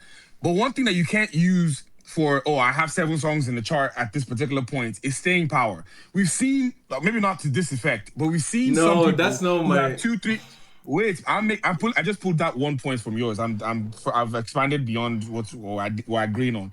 I'm saying you can't make the claim that because you have 5, 4, 6, 7, 10 of the hottest songs right now, that it means that you're going to, 1, have staying power, or 2, you're going to influence the sound. I just don't think that's fair to say. No. For someone to say that, he's wait, let me finish that. Right. For someone to say that he's the engine because of, look at the numbers, insert that Cardi meme where you're like, look, clearly you can see that he's the one. I don't agree with that. One thing that you said, or I think it was Taj or Dante that said that you were talking about the makeup of the people that are listening to the sound now, the university students, the people that are like, I started to think back to when I was either in college or when I was like, I don't know, trying to figure out this life thing, which I still am. If your father has money, send him my way. But in that time, there's something that I think we're forgetting is the evolution of the sort of market space, but also the psychology of music. There's certain things that I thought was cool when I was heartbroken. There were things that were cool when I was broke. There were things that were cool when I couldn't do this or that. Eventually, you either phase out of them, but the artists that have the ability to continue to evolve in that space, the 4 that you mentioned, the 5 that you mentioned, they were actually good artists, in my opinion. And I think the fundamental disagreement that we continue to have on some of the names that you guys keep dropping is the cadence, the lyricism or whatever. I just don't think it's good. I think you can maximize the Bro, you're having a different maximize the vibe. Man. No. Okay. I feel like you're having a separate conversation. Look, you're having a separate conversation. And I know why you're having that conversation, because you want to define what is good. Yeah, like that's not what we're trying to talk about, bro. You understand, Taj? Every time the playlist comes up, I avoid what I know I don't understand. I avoid what doesn't sound good. I don't. There's no problem. I'm telling you now. I'm telling you now. This is no disrespect. I don't think. Wait, hold on. I don't think. You want to be able to tell these guys what is good. I don't think that's fair. I didn't real quick. I beg you. If you don't embrace, it's actually fair. You don't know the references they're operating from, so you can't tell them what is right or wrong. What is good. You won't know. It is not possible. Wait. Can we come back to the other conversation, please? Ade, can we come back to the conversation, please? I really want to engage that end of the conversation. Wait, sorry, I did. Okay, So sorry, I did. Wait, Belema, did you miss? Please. No, it's me. Okay, sure. Wow. I need everybody to breathe. No, for sure. I just want Ade to I know Ade is taking the conversation somewhere else, and I trust me, bro. No, okay. Trust me. Listen, Taj's hypothesis was this: if the next person, if in plain English, Taj is saying correct me if I'm wrong, Taj. Come off you as soon as I finish saying this and tell me if I'm wrong. I believe from what I heard from Taj was saying the next superstar in this industry is going to take a combination of what Marvel has initiated, insert Charlie Poppy there, insert the Rema Sonics, all of that, and that person is going to find a way to synthesize all of those things, the slang, the energy, the look, and is going to be the next wave, and that person is not going to look like Wizkid. Oh, that's not what I said, though. I don't know. Okay. That's not what he said. Okay. What I said, though. Okay. No. Wait. So that's what I'm saying. Can we come back to the conversation? Yes. There's a simpler way to say what he said. No, I don't know. I didn't kind of got it all wrong. If I got entirely wrong, that's not. People get to no, but we're having a different conversation. I promise. I promise, man. So the truth is that what I'm trying to say is that we've seen different faces of Afrobeats, right? Like now we know the face of our Afrobeats. No matter what everybody was arguing about, at some point we knew it was Prince. Chicken, like we've had that thing that actually just defines. Yeah, and we saw it in Ashake too. Everything. Chicken, to an extent, but Ashake is not. Ashake is not Rema. Ashake is not Wiz. I don't think Ashake has proven to. Wait, what happened to your audio, by the way? First off, I don't know. Sorry, maybe I'm using my headphones. 2 seconds. It sounds a bit different. Wait, can you guys hear me? Yeah, much better. Yeah, sorry, I was using my headphones. But like, I'm just saying, like, I'm picking out people who ushered in something that like shapes Afrobeats, right? I feel like Ashake did that. It's very undeniably. We saw it. We saw so many. We saw so many other people try to pick up his template, right? From all indications, Marvel is going to do it. He hasn't even dropped. No, but that's Wait. I want to contribute. Emmanuel, remember me. I want to contribute. But what I'm just trying to say is that the next set of people that will actually make an actual change, especially because right now we are going. Resetting is inevitable. Right now, somebody has to create something. You get it's just what it is, and these guys are looking like they are creating something because they are borrowing once again. And it's my hip hop conversation here. They are borrowing from a certain type of hip hop that is currently reigning. Every Afrobeat that, and that's why I don't want to attack Ashake because I think Ashake is just like a blip there. But like I don't think he's as grounded as Rema. When Rema came, we felt something new. With Rema, Fiber, and them. When Wiz came, we felt something new. I don't know that. Okay, are you saying the novelty of it? Okay, like it has to be. Ashake is too much of an enigma for him to be a reference point. I don't think Ashake. I think Ashake is almost now looking. No. Okay, I'm confused. Okay, it's not a generational. Hold on. Can you set this? Wait. Adeus, please. First, wait. Let's clarify a bit. Let's clarify the conversation because it seems if Ashake Ashake doesn't fit what you were talking about, then there's a bit of a disconnect with what you're actually asking about. Because Ashake, for instance, right, you're talking about the Rema Carnatic Indian delivery and how that like kind of spilled over in so many other artists, and we were hearing that. We saw that with Victoni. We referenced Victoni as well as another instance of that happening again, where you can definitely see a likeness trickled with other artists coming up. So you're not going to add Ashake to that conversation? Is what I'm like. Ashake is not another instance of that. Like, okay, so here's the thing. Another problem I'm having, another factor why I don't want to put Ashake there. Right. Like, although yes, the music and everything is the agenda. Ashake didn't have an agenda to be the face of our scene. Ashake just is the superstar. Do you understand? Like, Rema Wiz had that. The face of this generation. Ashake is not being positioned as the face of any generation. Do you understand? So I guess that. Okay, so face of a generation is the point. Yes. Not necessarily the sonic. Not necessarily the sonic. Yes. Okay, now I'm confused. So now I'm confused though. The conversation started as a sonic conversation. Would it? Yeah. But hold on. Here's the thing. I'm marrying it all together because at the end of the day, a face of generation will always come with a different with a sonic. Might not be the pioneer of it. Okay. No. But that exactly fits why I think Marvel is currently. Marvel is the manifestation of what we're talking about. I get. See, here's the thing. I'm not saying that Marvel. I'm just not on that side. I think I would be more on the side that we've not seen that person yet. I think my way they need to be farther down the line. I think it's like Marvel came from the future. You have to give him more credit though. I think the person that will be well positioned enough will, and I hate to be that guy, will be a bit better skilled than Marvel. But he will represent that culture, represent you don't mean better.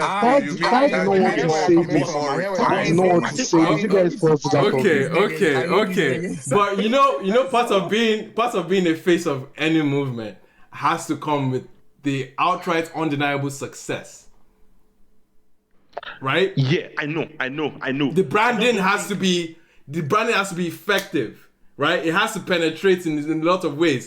People associate Marvel right now to nonchalant. The glasses, the the way of walking where he's just like he's not really doing a lot. Like he has a vivid brand that has connected and resonated enough to be a face of a Can I scene, ask a question? right? So I'm trying to think because being a face of anything comes with branding conversation, and I don't know. Because you try to ignore. Wait. I know Taj tried to marry it with the Sonics, and I agree. The Sonics are important, right? The Sonics is a big important part of Let me it. ask Taj a question a bit. Yeah. This theory, It's not a deep question. Like I'm just wondering It's if a you're new, like new theory, baby theory. To be fair, it's not a theory. Yeah. So, Yeah. Sorry, go ahead. Taj, I was saying. Yeah. Taj, so I'm trying to understand what you're saying. Are you saying that like it's not Marvel right now because he doesn't have enough clones? Or, That's what he's saying. I think that's what he's saying. Class It has, helps my like argument he that has doesn't have enough arrived, but clothes. his class has not arrived. Is that what you're saying? Also, the sound. He's also saying the sound is not like the sound has not arrived. Very, like the sound is not like in that box of It's very not replicable clonable music. Yeah, and I'm just like, wait. The sound is not cookable. I also think that like I think Marvel as an individual sounds refreshing and different, but I don't necessarily think that like the music that he's delivering all that on is particularly novel as well. So I don't know if he's going to arrive with any particular like he's arrived with a style, but I don't know about him arriving with a sound. Like but style is sound, guys. Style is sound in this context. Wait, Taj, in this context, style is sound. I'll end the case here. Right? I can draw a parallel from Asake to Marvel. I can't draw any parallel to ZaylevelOneThousand and that whole crew from anybody ahead of them. You can't point to a parallel from ZaylevelOneThousand to who exactly? To anybody. The UG? It feels like. Oh, you mean the predecessors? Yes, like I don't think anybody like, from a blown person, a blown person in Nigerian mainstream. Yes, that draws a line to those guys. I can draw a line as like Marvel is. I want to ask real quick. What's wrong with that? Wait. He's still cut off that cloth. Okay. Real quick. I'm going to draw a line from Odusi to ZaylevelOneThousand, and I have to. I'm sorry. Yeah. There is that. No, but he's talking about the mainstream. To be fair, it's talking about the mainstream. But he's on a mainstream level. It's talking about mainstream. Like, Odusi was still bloody. Like no, but always Taj, I have a question there. Oh God, I have a question. I have a question now, just to follow up what you said. That's true. No. I have a question just to follow up what you just said, right? Again, the theory. Yes, you will. The theory started from actually seeing the hip hop opium scene and reimagination in Nigerian lens. And then you were wanting or you were feeling that somebody would take that essence and morph it into a mainstream ear. Right? Yes. That was what you were hoping to see. And again, I think Marvel is a manifestation of that space and the youthful nature of it, the audience, their lingo, the slangs they use, and morphing it with what was the Shalis and the Ashakers. And I think that's the manifestation that you're asking for. And it's already there in Marvel. Like it's here already. Yeah. But wait, hold on. Am I crazy for thinking I'm taking your theory though? I'm taking your theory. But the last part of that though is what he said in terms of like shifting something. I understand the shifts. I understand the shifts where we need to see. I'm not saying Marvel is a fully fledged and completed idea of what Taj is asking for, because we're still in the middle of it right now. That's why I kept saying his clones are still cooking as we speak. They've not. Wait. Can anybody hear me? Yeah. I don't know. Yeah, we can. Yeah, let's hear a new perspective for sure. All right, thank you so much. I've been here for like hours and I've been hearing the conversation and I tell them just drop something. Sorry, could you please speak directly to your phone, just for clarity's sake? We would be very grateful. Is it better now? Much better. Thank you so much. Perfect. So I will. So I've been hearing the conversation now for hours, and I've been wanting to say something real quick. Yeah. So here's what I feel. I do not think.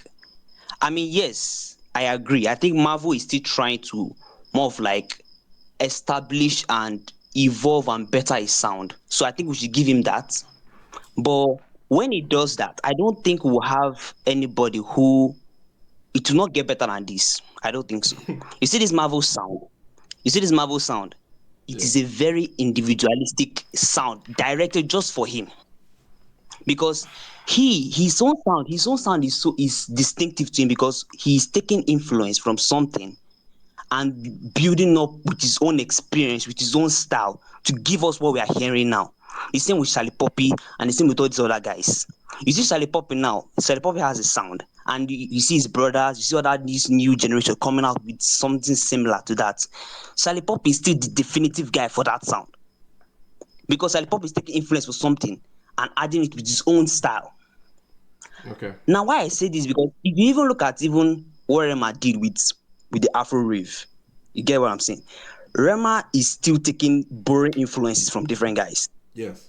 Taking that dark aesthetics with with the whole rage and opium sound, with the visuals, with all the whole stylized aspect to it, to incorporate it to African elements. And so when we even hear I still feel he is still the apex of that. That's the ceiling of that sound. Even Rema myself, we still see him trying to replicate or trying to bring out something with Kelebu. I hear some snippets he's dropping, and they are not really up to the standard of that project because I still feel that's the apex of it. Even other artists try to replicate it, like Charlie Pop himself, who did the one with Olamide. I can't remember the name of the song. It wasn't that same quality because that's the apex of that sound. This rage, this Afro rave sound that he brought he is. So this is why I feel with Marvel. Until the way Afrobeat moves is that Afrobeat is a very boring genre. So there's a new sound coming out with the Western world. Boring, like Sorry, borrows from gotcha. different. Yeah. With the teeth, yeah, no. no. How would I? Now, so he borrow from a lot from different genres. So maybe there's a sound blowing up now that they can be imbued into African elements, or they can be added to Afrobeat. Maybe this emo rap, maybe an alternative R&B, and maybe something that can be added to Afrobeat. They will just add it. They will just take it. Maybe Amapiano. They will just add it to the Afrobeat. Yeah. So what happened is that now we have opium blowing up now in the Western and hip hop world. Afrobeats now find a way. Even Rema self, the time when Juice WRLD was blowing up, we see Rema coming up with songs Rema like is a student from that scene. Yes. Does that you got even that kind of emo rap is because of that was blown up at that time. Okay, then would we then conclude? Would we then conclude to say what Taj is saying now has already happened with Rema? Then is that what we're saying? No, we won't, because that era and this era is different. What I'm trying to hello, can I finish, please? Sorry. Just land there. What I'm trying to say is that I am saying the same way Rema now is now taking influence from opium, like Playboy Carti and Yeat, them all these artists. Yeah. It's the same way now we are waiting for the next generation now, like the next type of music that will come out now, that Afrobeat to take influence from, that will not get a new type of Rema or Mevo. But for now, this is the ceiling of the sound with this space in terms of like this opium, this sort of like moody, this sort of like youthful, exuberant type of music, that kind of thing. Okay. But maybe it could be now maybe in the next decade now, this 2030 or something, and maybe we could have this sort of like rock sound blowing up. You understand, bro? I guess. Then you just see one artist called maybe ZaylevelOneThousand now putting rock with Afrobeat. You go this one that these guys are coming that are popular. Wow, that brings something fresh, bro. But no, really, they're just taking the sound that is blowing up now. This episode should be titled ZaylevelOneThousand. I'm not going like seriously. It's not really. It's not so. It means me personally. I just feel like Marvel is just taking his own interpretation of what is blowing up, what's happening now. The Marvel is interpretation of what is happening now. In that artist now that will blow up, use that interpretation of what's happening too. So I don't think there's anybody that will come and replicate what he's doing. Right. It's just Marvel. Okay. Marvel all right. I think you're in summary you are supporting the stance of Marvel cannot be replicated. Hence why we don't see. Basically. Hence why we don't see a massive impact so far. Again. I'll go back to what I'm saying. It's probably too early to call for that one. But Time will tell. It's way too early. Time will tell. Boring Okay. genre to the world. Actually, to Taj's point, right? Do you think that? I think fundamentally where my position with Taj and Pepe actually always just like breaks up is there are two arguments. One is you need staying power and time. The other one is you actually look at someone and think to yourself, bro, he's been running since late last year, bro. He has stayed for a minute. That's not the conversation we're having right now. Okay, but hold on, Ima. It's not a staying power conversation. Wait now. If you're going to use that, do you feel like in the last 10 or 15 years, we've had people that have had the Ashake sort of window, the Naira window, the Omale window? Do you think that those like runs or those like the impact of those people in those pockets were not more significant than this? Is that what you're saying? I'm not comparing them. If you're going to say, I don't have to compare them. But the thing is, the question is, I'm asking you if you're using that. If you're using can I answer your question for you? Can I answer your question? Yes, bro. Wait. Let him finish. Let's finish this question first. I'm trying to make the case that I can agree with you. There's a gamble. That's why Chai said it's a theory, right? It's a bet. It would be a bet, and that's why I opened by saying if you're an investor, you're thinking like this could be eventually it. Not necessarily him, the sound, the impact. I'm going to bet. I'm going to put a bet on this. You're going to need time to do it. I felt like the reason why I removed my feelings about Marvel specifically is I've seen enough pockets, in my opinion, that have shaken the entire industry more significantly than this one. Okay. And if you if you use that, if you're able to, can I agree? No one is saying that. No one is comparing. No one is doing that, to be fair. No, you're speaking like Marvel's run is done. Like, is it done? Yeah, it's not. Nigga doesn't even have an album. It's not. But here's the thing, right? I agree with you, but I think that's the problem with a sort of a theory, right? Is I personally feel like it's too early to even have the conversation. That's how I feel personally. Of course, you as a fan can argue and say, "Oh, I've seen enough to believe that you can start having the conversation." That's a difference of opinion. I think that you can give it enough of a time and you can see it in repeatable ways, in repeatable pockets to say, "Oh, this is now going to be something that I can bet on for half a decade, for a generation." Mm-hmm. I'm saying, if you want to know my initial opinion, I engage Taj's hypothesis and his theory because it's a conversation. It's a conversation. Right? But if you ask me my true, the one inside my heart, I think why are we even having this conversation today? Right. I don't even reach 1 year. Okay. Sorry, one more thing. But Taj's conversation.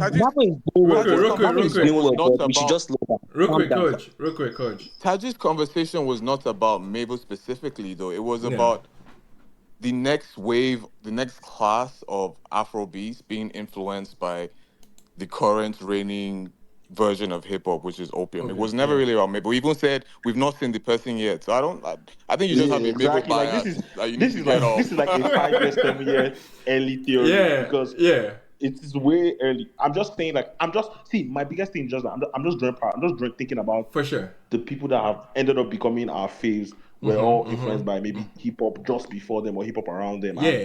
And right now, opium seems to be the hip hop that's going to be there for the next 7 years, at the top. Right? It just seems like that's the progression that is going in. And I believe that progression. One thing I will say is that Marvel's actual his personality plays heavy into that space. Like that whole opium, like that nonchalance, the community. That whole think about the community. That whole there's a lot of things that you would pick on that and say that this guy does, and that's why I think the UG scene accepts him and he collaborates with them. Another thing I want to say just to back up the conversation is that another thing about longevity for Marvel is that Marvel has community. He has WhatsApp groups. He has people that write for him. Before he got pop, this guy was chatting. There are people that actually love him. So it's regardless of this whole pop scene that people think, it's just a feed, a facade, or it's just a phase. No, this guy will have people that write for him for a few years. That's just the reality. So beautiful. Get with the program. Beautiful. We can end on that note. You can get that point. We can end on Chibu's note. Get that point. People are saying Wait. Sorry, Ekene. We can end on that note. We're way past time. Appreciate everyone that was able to tune in. Belema, we have moral of the day. Do we or? Yeah, I have several, but we will stick to one for today. Yes. The moral of the day is before you crash out, and always make sure all your ducks are in a row. So that somebody will not say that you're crashing out because you wrote for Rema, or somebody will not say that you are crashing out because you want to drop your own music. So yeah, that's it. Always like don't throw stones from glass houses. That's the moral of the day. Okay. Now wow, but this moral of the day no complete too. All right. You want me Hey, to no drag follow. for join inside? Please no. No. The main one where we spend like 3 hours they discuss, and No, I don't want to address it. resist the urge to That one shalaye I don't today. want to All right, touch all it. right, all right, all right. We will not touch the other things, man. Shout out to everybody. Appreciate you guys, man. It was a fun conversation, even though we bled for an extra hour. I don't understand how the fuck we did that. But The charge effect. Me, I understand. It's production the will extra cry. thing. It's the Production will Me, extra I cry. hour understand why. Production, I us know we to not understand, man. I'm just answer teasing, Bora. but then again, man, appreciate you guys for the fun conversations as usual. I'm hoping for all the Spotify and Apple listeners, the audio will be as refined as it can get today. And I appreciate you guys, man. We'll catch you guys next week. We out. Peace.